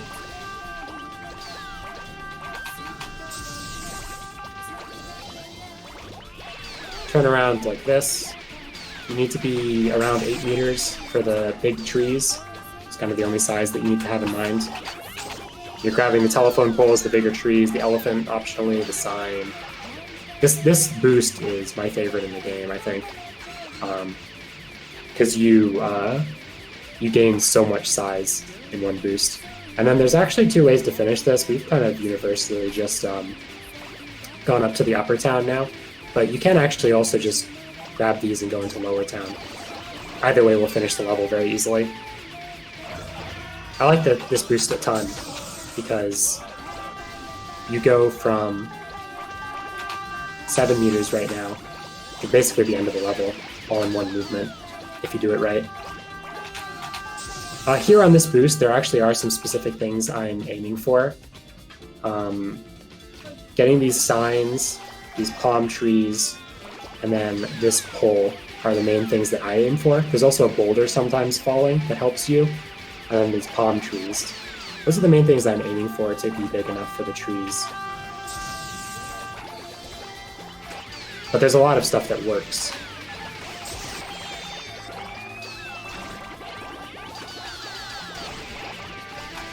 Sometimes the gas station pops you up in the air like that, so you just have to not get the elephant in that situation. And I try to take advantage of the bounce to get up the ledge. Doesn't always work.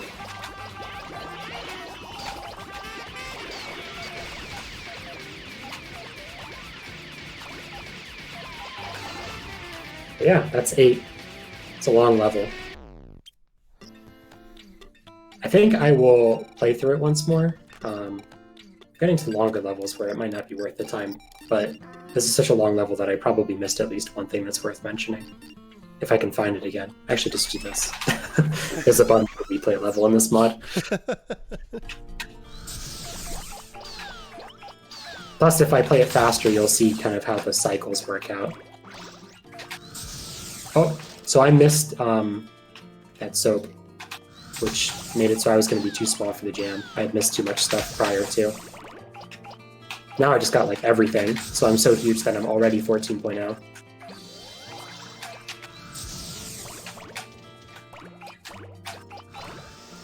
Going over this shoe is kind of a pain. I would recommend not going over it if you don't have to, for the size, but sometimes you just need the stuff that's on top of it.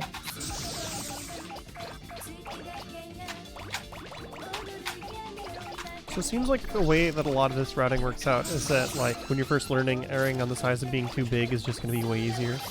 Yes, for sure.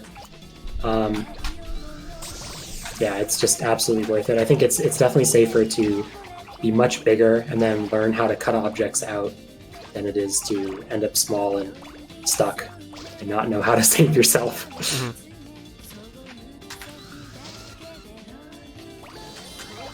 Some things I've taught is kind of the minimum that you can get, but it's when I'm pointing out like lots of stuff that you can get as optional, it's probably a good idea to just get all of it.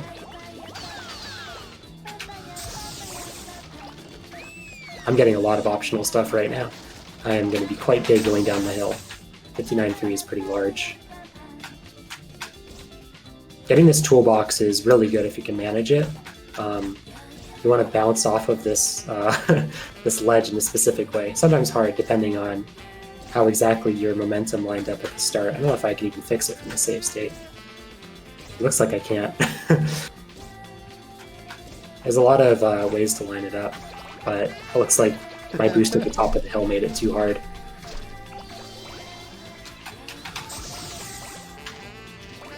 The toolbox helps with getting the cats instantly, is the main thing it does for you, without having to grab their hats first. And honestly, the size will continue to help you. Like, notice I wasn't big enough for the walks.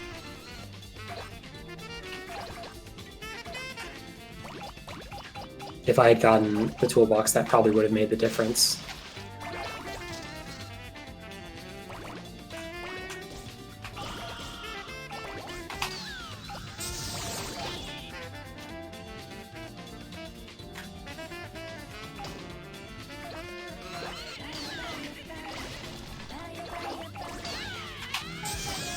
This is more like where they usually will be, over here. Oftentimes these guys are in the way, too, of the carrying dudes.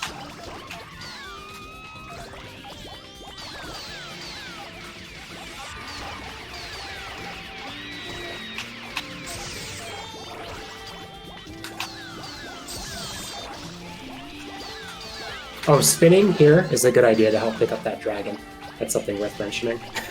Otherwise, the dragon tends to bounce you back. You still pick it up, but it just bounces you for some reason.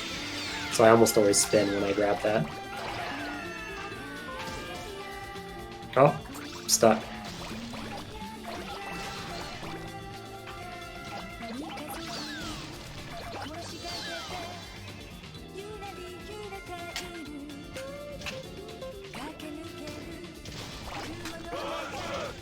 I think I skipped, yeah, I skipped too many of the Yoshis. That would be fine on PS2, I think, because of the different car layout. But I think I just owned myself on reroll / Japanese.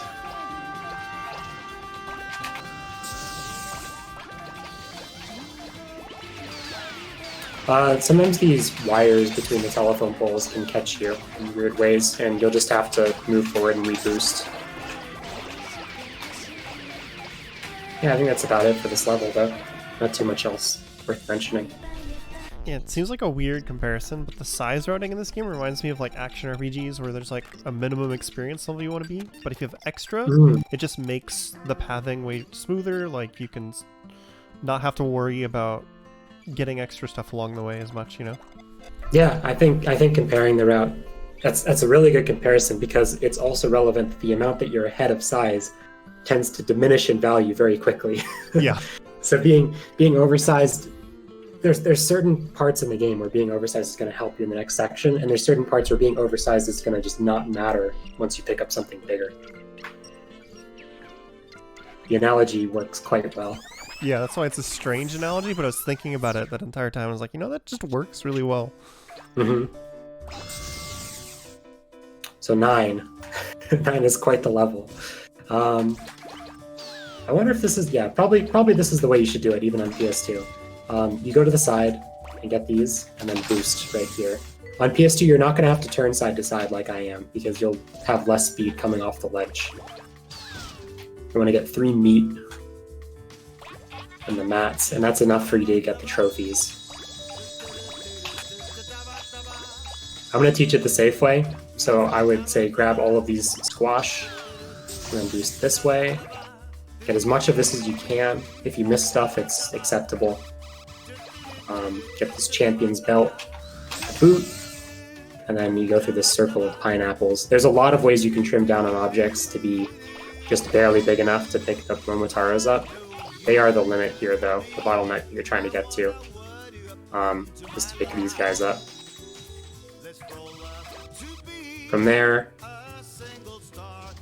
you get the crates before the globes. The crates are slightly smaller. And then you want to get generally 2 penguins, pretty much. They wander around randomly, so you can kind of pay attention to where you've seen them. But you need to be 134 in order to pick up this stuff.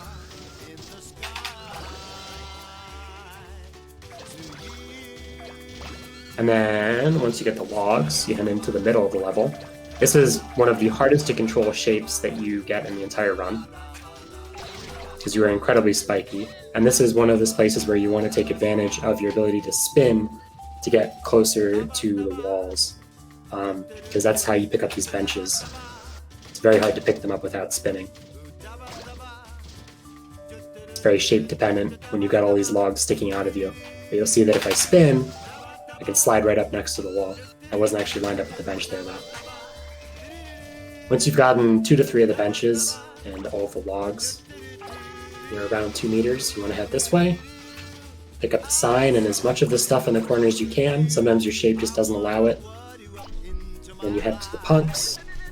There's 3 punks circling around here. 2 single punks, 1 double punk. If you want to get the 2 single punks, I would say grab these flowers too. Then double punk and head out. If you get the bear guy, that's good. Maybe I shouldn't boost there. I'm trying to show what objects you're picking up.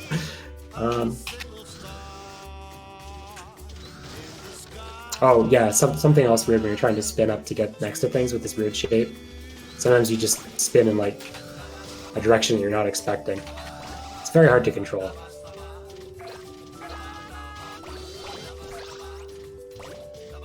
Honestly, this part of the size routing is so complicated that I don't think I can explain all of the variants, but if you just grab everything I'm grabbing, then you'll be very safe. The size you're actually trying to make is being big enough for these vending machines, which is again like 272 or something like that. If you're not quite big enough, you can try to pick up this woman. Not the stand won't come with her. I'm just really big right now. You can try to pick up more of these fences, or you can just make sure you get more stuff before getting to that point in the level. Once you hear you boost out of town, get these boats, get these fences. This is another very weird shape. During this boost into town, I'm mostly aiming to get these flower beds and then this boulder. Those are the main things I'm aiming for. There's a fish card that moves around on a cycle that I just picked up. That's also helpful if you can get it, but it won't always be there. And you want to keep your shape like as flat as you can. Like, see how I've mostly got like a pinwheel shape? That'll help you out, because the next thing we're doing is sliding ourselves into the gas station, right up next to the wall. And if I can actually start climbing the wall and popping up through the roof of the gas station. And the flatter you can keep your shape, the easier it is to do that. But it's very finicky. This is one of the trickiest geometry things in the run, probably. Once you pop up, I would recommend just grabbing the sumo guys. They help with your size quite a bit. You boost through those, boost through the flower beds. And you can climb up here and get these walls. These walls are worth quite a bit of size, but they also bonk off of you pretty easily. You get the lion statue, the car. I'm trying to show stuff, but my ball is too big to see it. The other lion statue. And you get all 3 of these cars. If you get everything like that, you'll definitely be big enough for the cars, but if you're a little bit small, you can get more of this railing. You want to be, I think it's like 648 for the palm trees. 646? Something like that. This part's very quick if you're actually big enough, so being big enough is very helpful. Once you get the palm trees, boost out of here. Try to grab these 2 poles. And then, so when I'm going down into town, what I like to do is I aim for these 3 palm trees on that building and bounce forward, get these palm trees. And the main thing we're looking for once we're big enough is the carports. It's the thing on the left edge of my ball right now. Try to pick up another so it points to it. There it is. Those things that I just picked up. There's 3 of them, and those are the main thing you're trying to get in that town. There's a lot down there, but those are the things that you really care about. So you're mostly just going like that, getting all the carports, and then getting out of here. going over here and getting these trees, and getting more trees.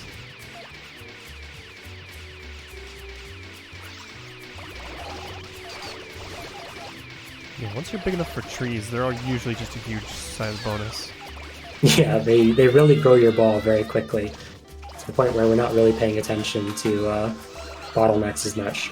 So when I'll make a save state closer to that. Oh, which is awkward because I'm back a state now, so I might get some glitchy loading stuff. Back a loading zone, I mean. Yeah.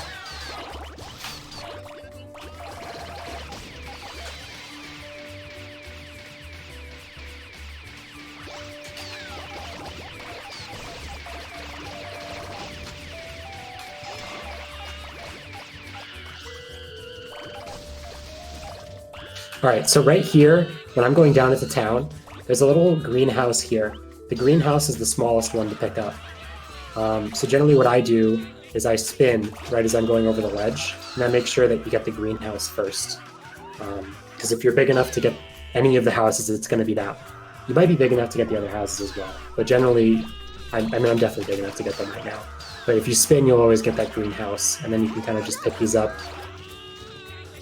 in pretty much any order. I would say I tend to go like this. But you could also go like feasibly this way. I don't know. We're getting the houses right now, and we want to get this dock if we can, and this house too. And you want to be as big as possible here because it helps you clean up this park where we started much faster if you're already big enough for the big trees.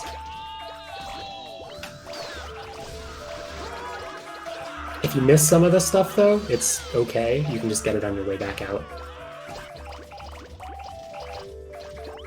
And we get the trees here, trees there.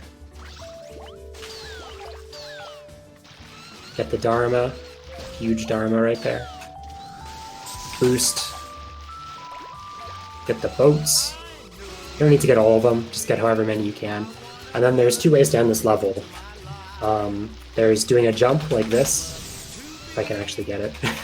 Not totally reliable, and I'm not great at it. But you go launching up into the air off of this ramp. If you just come to a stop about this distance from the ramp and then boost, don't turn too hard like I am right now because I'm hitting a house. You get air and you can go up into the finishing area. The other way you can do it, which is the older method, and I hesitate to call it more reliable, but it sort of is you climb up on top of these houses and then you vault using this sign. Either way you get up there, you're basically just going back and forth and you'll finish the level. There's not really too much to it. You just get all these houses. There's a lot of stuff here that's really big. I'm actually too small. I probably did too much on the way in. I'm not too great at this bounce, or this jump, to be honest, so I don't know if I can recommend learning it for someone new. So I would just say climb up normally. But that's the end of 9. This is, I think, by far the hardest level. It's got all kinds of crazy geometry that's very hard to control. You're probably going to want to use, if you're new to this game, a very minimal amount of boosts because it's just very, very hard to control throughout. Like when you cut through the logs and you get the fences, when you're doing the gas station climb, there's all kinds of stuff that's challenging. So we are doing fine on time if you want to do that one more time. Last level is probably a little too long to do a full one at the end, but we'll see how we're doing. Okay. Surprisingly, I think the explanation went faster than 9 is hard. If that makes sense. Yeah. But it didn't take too long to explain it. I think it's a much harder level than 8. The amount of time it took to explain versus how difficult it is deceptive, is I think what you're going for. Yeah. I think just this part of the park in the start is really hard to be consistent at. And there's this route that I'm doing right now is actually newer, and I had to relearn it when I was picking up the game more recently. And I feel like I'm still not all that consistent at being big enough to leave the park. if I'm moving as quickly as I can. It's definitely challenging. Because there's tricky stuff like that cow getting in the way when you're a little bit slow. And when you're slightly behind, all kinds of NPCs wandering around can get in your way. If you're slightly too small for the Motars, you can just go through them and get the trophy behind them. And that'll generally make you big enough. Penguins are in an unfortunate position, all the way on the opposite side of the park from where I need to go. Oh, yeah, that's another place I would definitely recommend spinning. Spin to pick up these logs, so you actually get all of them.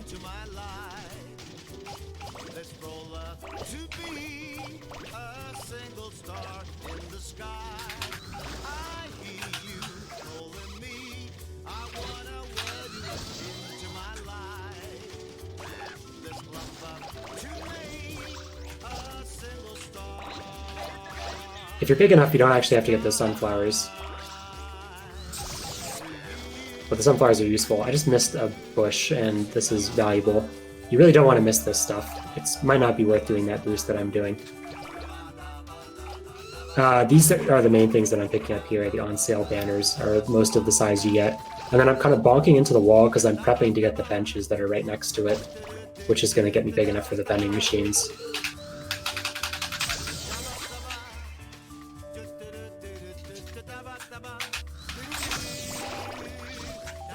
Oh, I just hit the tree. Depending on when you hit 3 meters there, you'll actually kind of have different situations where you may or may not want to boost. Is that because like the cutscene just kills your speed? Exactly. Like sometimes you're just already so close that it's not worth boosting. And sometimes you get the cutscene while you're already... You're still in park, and at that point it's definitely worth boosting. Nice. So that can happen when you're climbing, you just kind of slide to the side. I like how you were like halfway up and then you just shifted over. Yeah. And sometimes you'll still make it up and sometimes you get owned.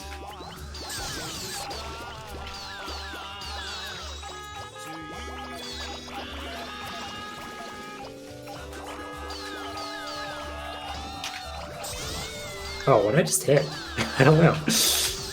Not sure what I just bonked into.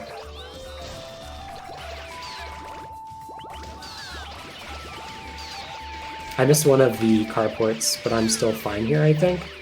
Because I can grab the face off of the lion bust for some extra size. That's not why I was fine. I was going to be fine after getting the trees. Oh, you can actually pretty easily fall into here. That's a good one. I think that happened in, not my PB, but my last PB for PS2. I have a 29:16, and the time before was a 29:19. Where I lost like a solid 15 seconds or so because I fell into the schoolyard on 9. Just had to go all the way around like I just did. You can tell it left an impact on me since I still remember it years later. Specific mistake and one that's not even my PB anymore. Those kinds of mistakes you never forget. I'm gonna do it the other way to show this play. But you go up like this, and then vault. Oh, pretty quick. Oh, except if you fall down, then suddenly, oh gosh, your fate is just in the hands of however the geometry wants to treat you. If you don't vault in a very specific way there, it's really hard to find those buildings.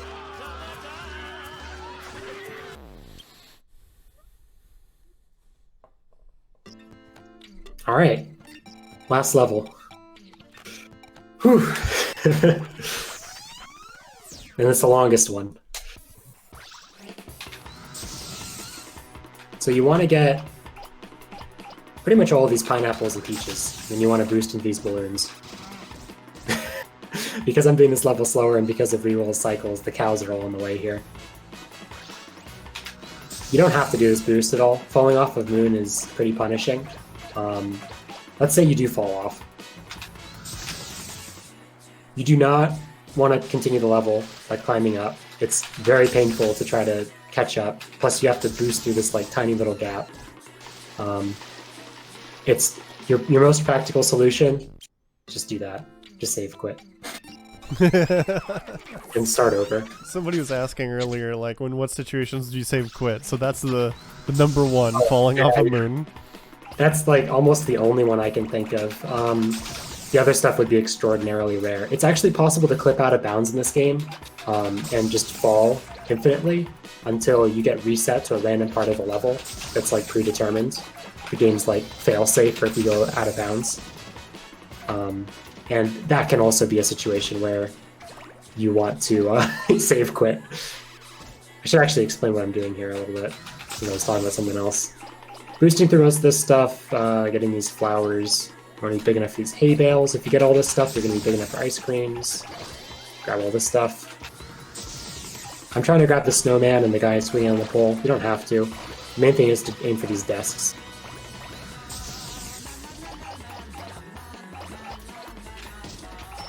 Getting the bikes. These guys are optional. They help. Yellow and red guy. Then you use the bikes to vault up high enough that you get the signs. You want to get some of these bushes. Optionally, the vending machines. If you don't get them now, you're going to get them later.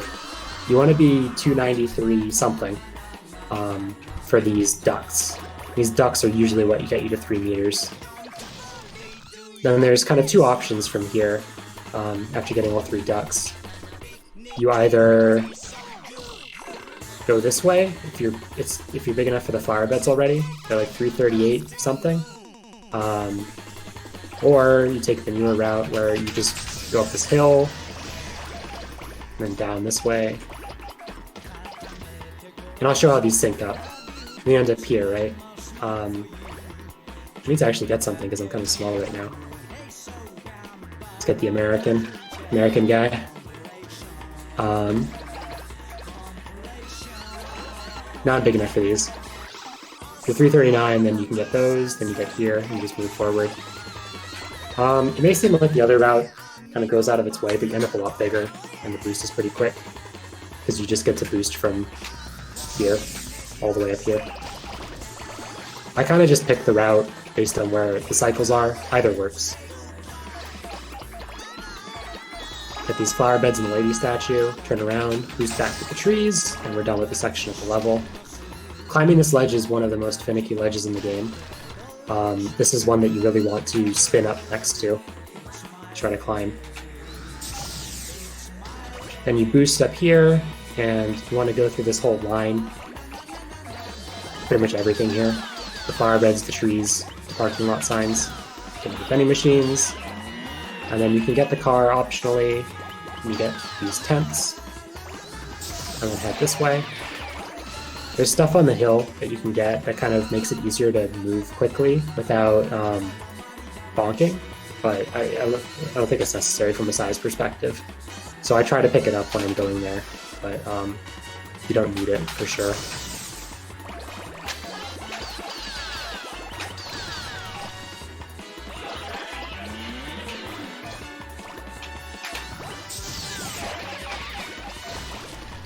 You want to pick up these cars in a stationary swan boat. Head down this way. If you fall into the beach, you can get a lot of speed going down that hill, so you want to be careful. You want to get these signs. Boost through all of this stuff, which I'm not boosting, but just to show you the stuff that I'm picking up. I'll redo that section real quick with boosts. If you have too much speed, bonking into that is pretty safe.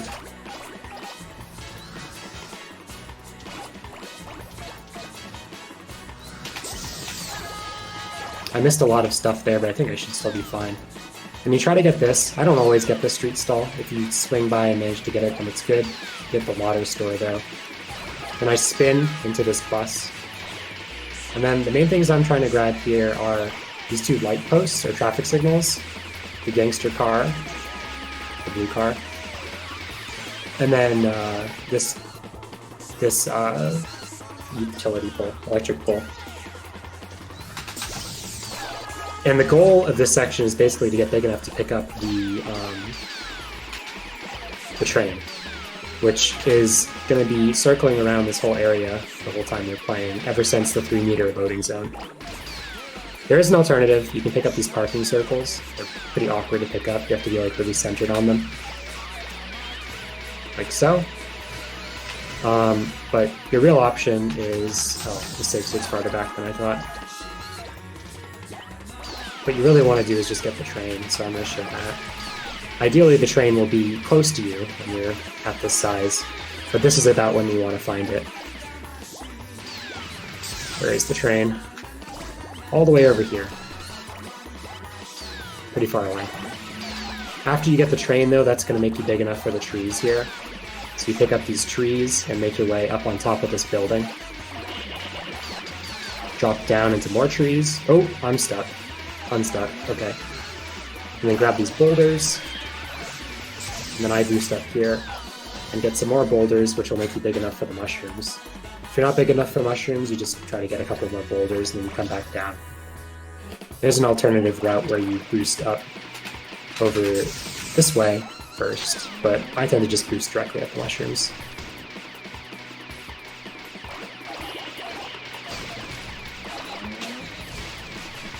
I'm definitely undersized here, so I might aim lower at the mushrooms, knowing that I need to get more boulders before I can start picking them up. Try to get as many of the mushrooms as you can. The bus stop. And then you want to get this building that's on top of the other building. Gosh, which can be kind of awkward. I think it helps to try to line it up with this thing. Like this thing lets you vault up a little bit. It's a lot easier. Maybe for someone newer to the game, you could also do the old route where we get this big stack of buses worth a lot of size. It's a good backup to know about regardless. And then you're getting the smoke stacks. You're heading to pick up houses.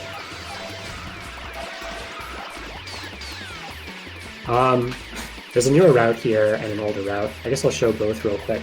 I think they're kind of similarly fast and not really easier than the other. The newer route is to go like this. Kind of go in a circle and pick up all the big stuff here. And then boost this way. And I'll point out where they sync up as well. Climb this hill, boost. And you want to fall down here, pick up these silos, and then boost again, grabbing all these trees. Try to grab that boat. And then you head over here, and this is where they would sync up. The older route is to go this way, go up into town, pick up a bunch of the bigger buildings, and then boost straight out to the ocean. And you're just kind of heading directly to where we were before, without picking up much into anything else. I'm not sure which is easier for beginners. It might be the newer route simply because going through this canyon can be a little bit tricky, and like turning up onto the building. See how I'm kind of just stuck? Because I turned too early. Like, it's kind of shape dependent. So it might be easier to just do the newer route. I'm trying to aim to be like 23 something here. I don't know what the actual size is that you need to be. Yeah, but I was pointing out is, hang on, I will get back to that place with a closer save state. There's a submarine jumping on a cycle, and you don't want to get smashed by it. Right there. Submarine's big. I stand right there. Look out for that. Oh. Really bonks you. Bonk. You generally get to see it while you're making your way there, so it's not going to surprise you.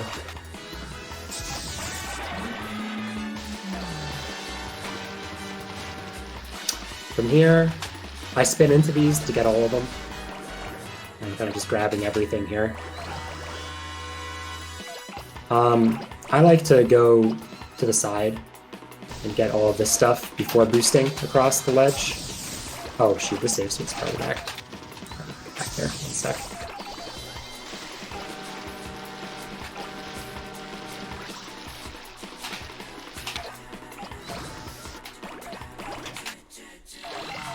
So you can just boost from here, but you need to be fairly large for the stuff in the stadium. So I would say it's safer to just go to the side, grab that stuff, and then boost across.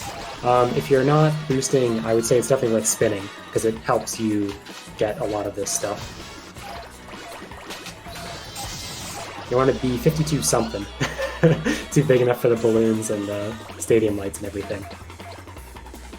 The stadium has some of the most finicky geometry of any object in the game. If I mess around on it for a little bit, you'll probably see what I mean. Where you can very easily kind of get bounced around. Oh, crap. That save state load is interesting. I might have to start over the level. It just like despawned half of the islands. Oh Yeah. my gosh. Yep. Wow, okay. Hang on. Try to roll Okay, I on it. guess- Is it still there? No, I was invisible. I was in the water. Oh, okay. And that's those islands are actually what you finish the level with, so I probably need those much later. Would you Whoops. say that's ever happened before? I would say that's never happened before. There, we finally got one. And I kind of forced it, but it's fine. There's quite a bit that I have not experienced since I haven't used the built-in save states on the reroll practice mod too much.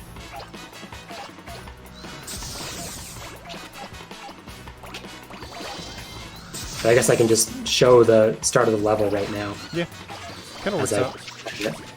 Because despite like what it looks like, because you're like so far away from 300 meters, that's actually not that far from the end of the level. Just the way the Katamari scaling goes. I would say it's like 3/4 of the way done, 2/3, Yeah. 3/4, somewhere around there. And I think the rest of the route of the level is a lot simpler. I think the stuff leading up to the train is probably the most complicated part of this level. After that, it's a lot more straightforward, and I think the primary challenge is the physics when you're really huge are quite different from your Yes. ball when your ball is quite small, and learning to control that is probably the biggest hurdle to getting good at Moon. They're a lot more punishing than the physics normally are. When you crash into something, it takes you quite a while to reaccelerate to full speed.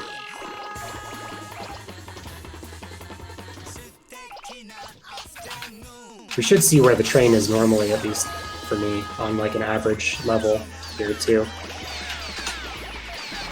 It won't necessarily be here for someone new to learning the game though.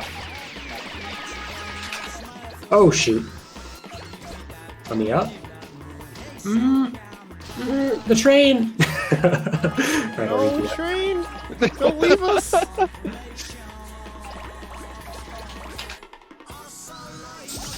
I missed quite a bit of that stuff, which is why I was a little bit undersized, too.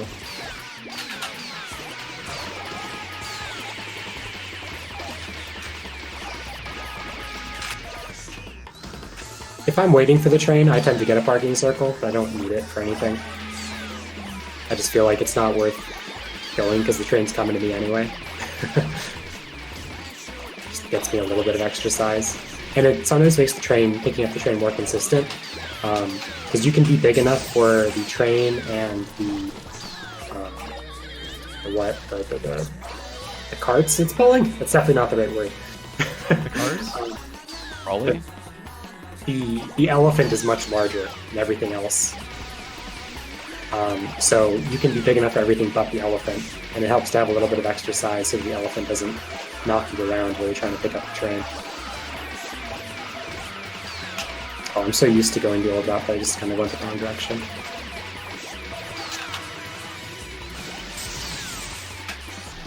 There's the sub. Oh, this ledge is a little bit finicky. It's really small, but I feel like I bonk into it quite often. Alright, this time I will not load a state after the cutscene, going back to before.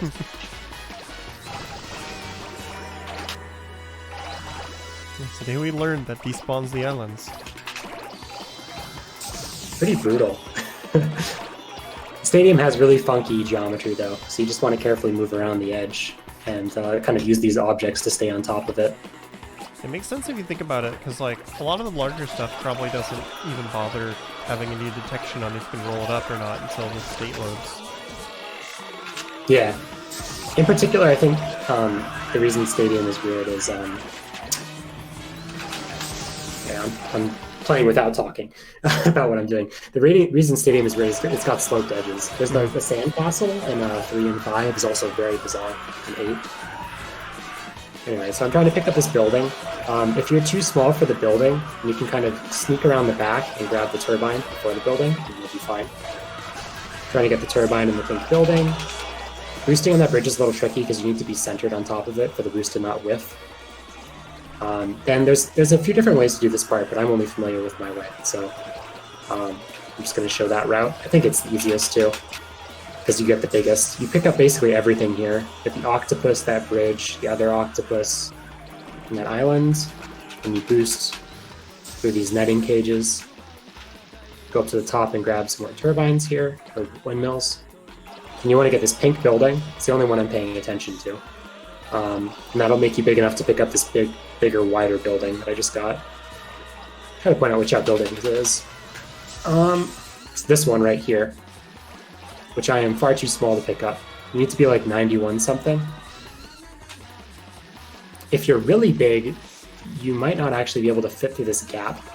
So if you get stuck, then you kind of just have to back out and go around or something.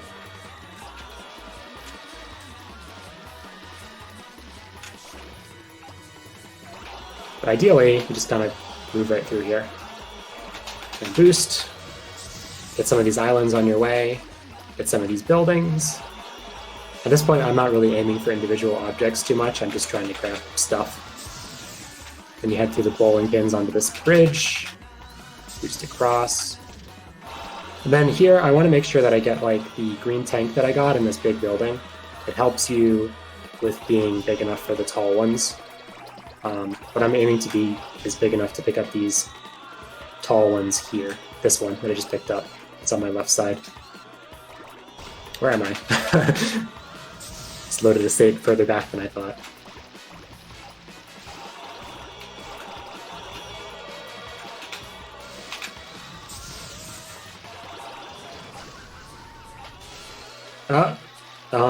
Okay. If you get stuck on the bridge, just go across like this.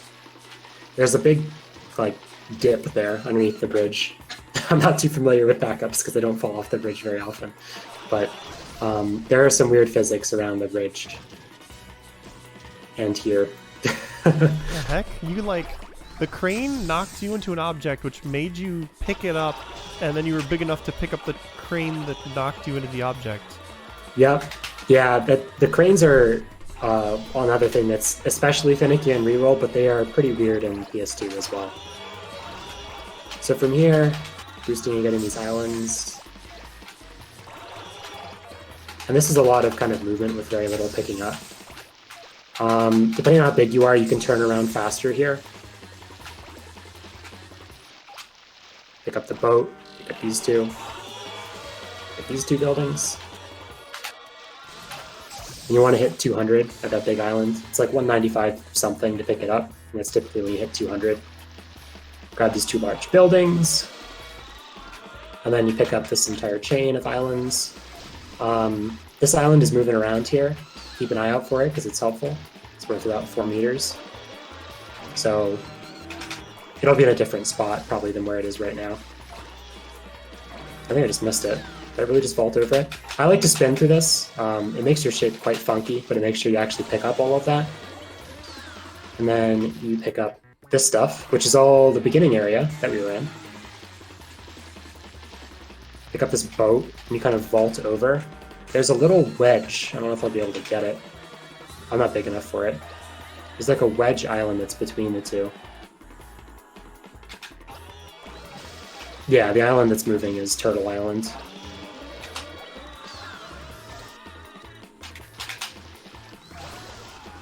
Probably explaining this part too in depth. Just pick up everything.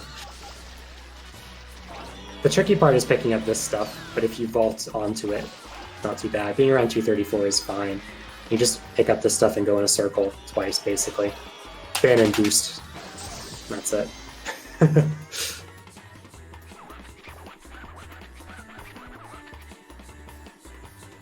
That's Moon. I don't know. There's a lot of room to miss stuff in the end of the level. And you're quite big, and you're not quite as close to like missing bottlenecks as you usually are. It's definitely possible to be too small for certain things that can make it tricky, but just don't like ignore everything and go at 217 to the end. You'll probably be fine.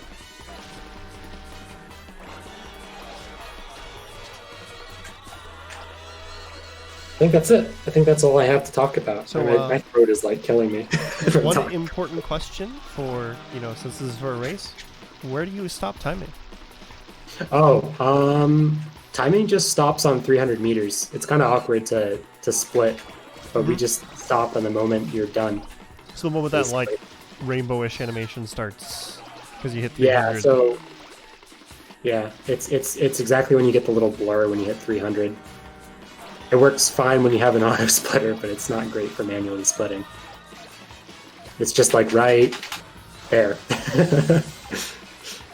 It would be convenient if it were like quit out the level and then that's time, but no, that's where we chose to end it. Make the moon.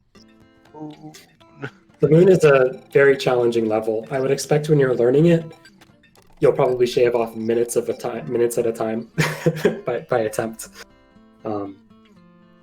I think my early moons were in like the 6 to 7 minute ranges probably, or maybe even longer. I feel like just due to the nature of learning this game, like I recommended earlier, you really want to try out a level, then watch somebody's IL of it, then try it out again, and you'll figure out where you're getting stuck and where you can make up size by watching somebody's run. It's very helpful to do that. And with Moon, you'll probably be doing a lot of back and forth like that because it's just such a long level. Yeah, someone in chat mentioned there's an end of Moon guide in the Discord for the Katamari speedrun. We mentioned this a lot. The Katamari speedrun Discord has a lot of good resources, so definitely worth checking out. A lot of the specific sizes that I can't rattle off the top of my head you can find there, and that'll be very helpful for people learning the game. But thanks for going through this tutorial for us, Sunker. Do you have any shoutouts and where can people find you if they want to see more stuff from you? I stream at twitch.tv/Sunker. Play Katamari. In the Katamari Discord, if you want to find more Katamari players, there is a channel that has a bot that announces Katamari streams specifically. Not exclusive at all. Basically, anybody who's learned the game will go on the bot, and conveniently, it only announces when you're playing a Katamari game. So don't worry about clogging up the bot if you're not playing Katamari. So you can find plenty of runners to watch there as well. Like we've said numerous times, the Discord is an absolutely great resource. This community used to be a lot smaller before Reroll came out, simply because not as many people played the game. And now there's a very active group of people who are learning the game and getting quite good and can answer all of your questions. It's a great time to learn the game, and I hope this was useful, me improvising and rattling off as much information as I could while playing through the levels. Hopefully it will help you remember at least a couple bottlenecks if you're interested in learning this game. All right, thank you so much for showing this off. Just a reminder, if you want to know anything about Speed Seasons and why we're doing this, you can head over to speedseasons.com. I think I've made Alpha explain that enough. And of course, for the race that's coming up in 2 weeks, it's an open race. Even if you're not trying to place high in the rankings overall, join the race. Have some fun. Get yourself speedrunning. Play some games. It'll be a lot of fun. But next week, we're actually taking off for the community spotlight because I've had several very, very long weeks. So there's not going to be a spotlight next week. And then after that, we'll have the next tutorial. We'll talk more about other upcoming stuff as we get there. But tune in tomorrow, starting at 7 p.m. Eastern, for Time Capsule. It's a show about speedruns of games that were released in the same year. And It's hosted by Smooth Operative, and the show is going to be about Fallout 3 All Quests speedrun and Mirror's Edge.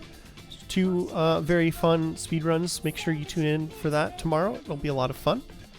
But besides that, we are going to take a quick break, and then we're going to raid someone. So if you'd like to see some speedrunning content, we're going to send you in the direction of someone who's speedrunning tonight, and send them some positive energy, wish them good luck on their speedruns for the night. Otherwise, we will see you tomorrow.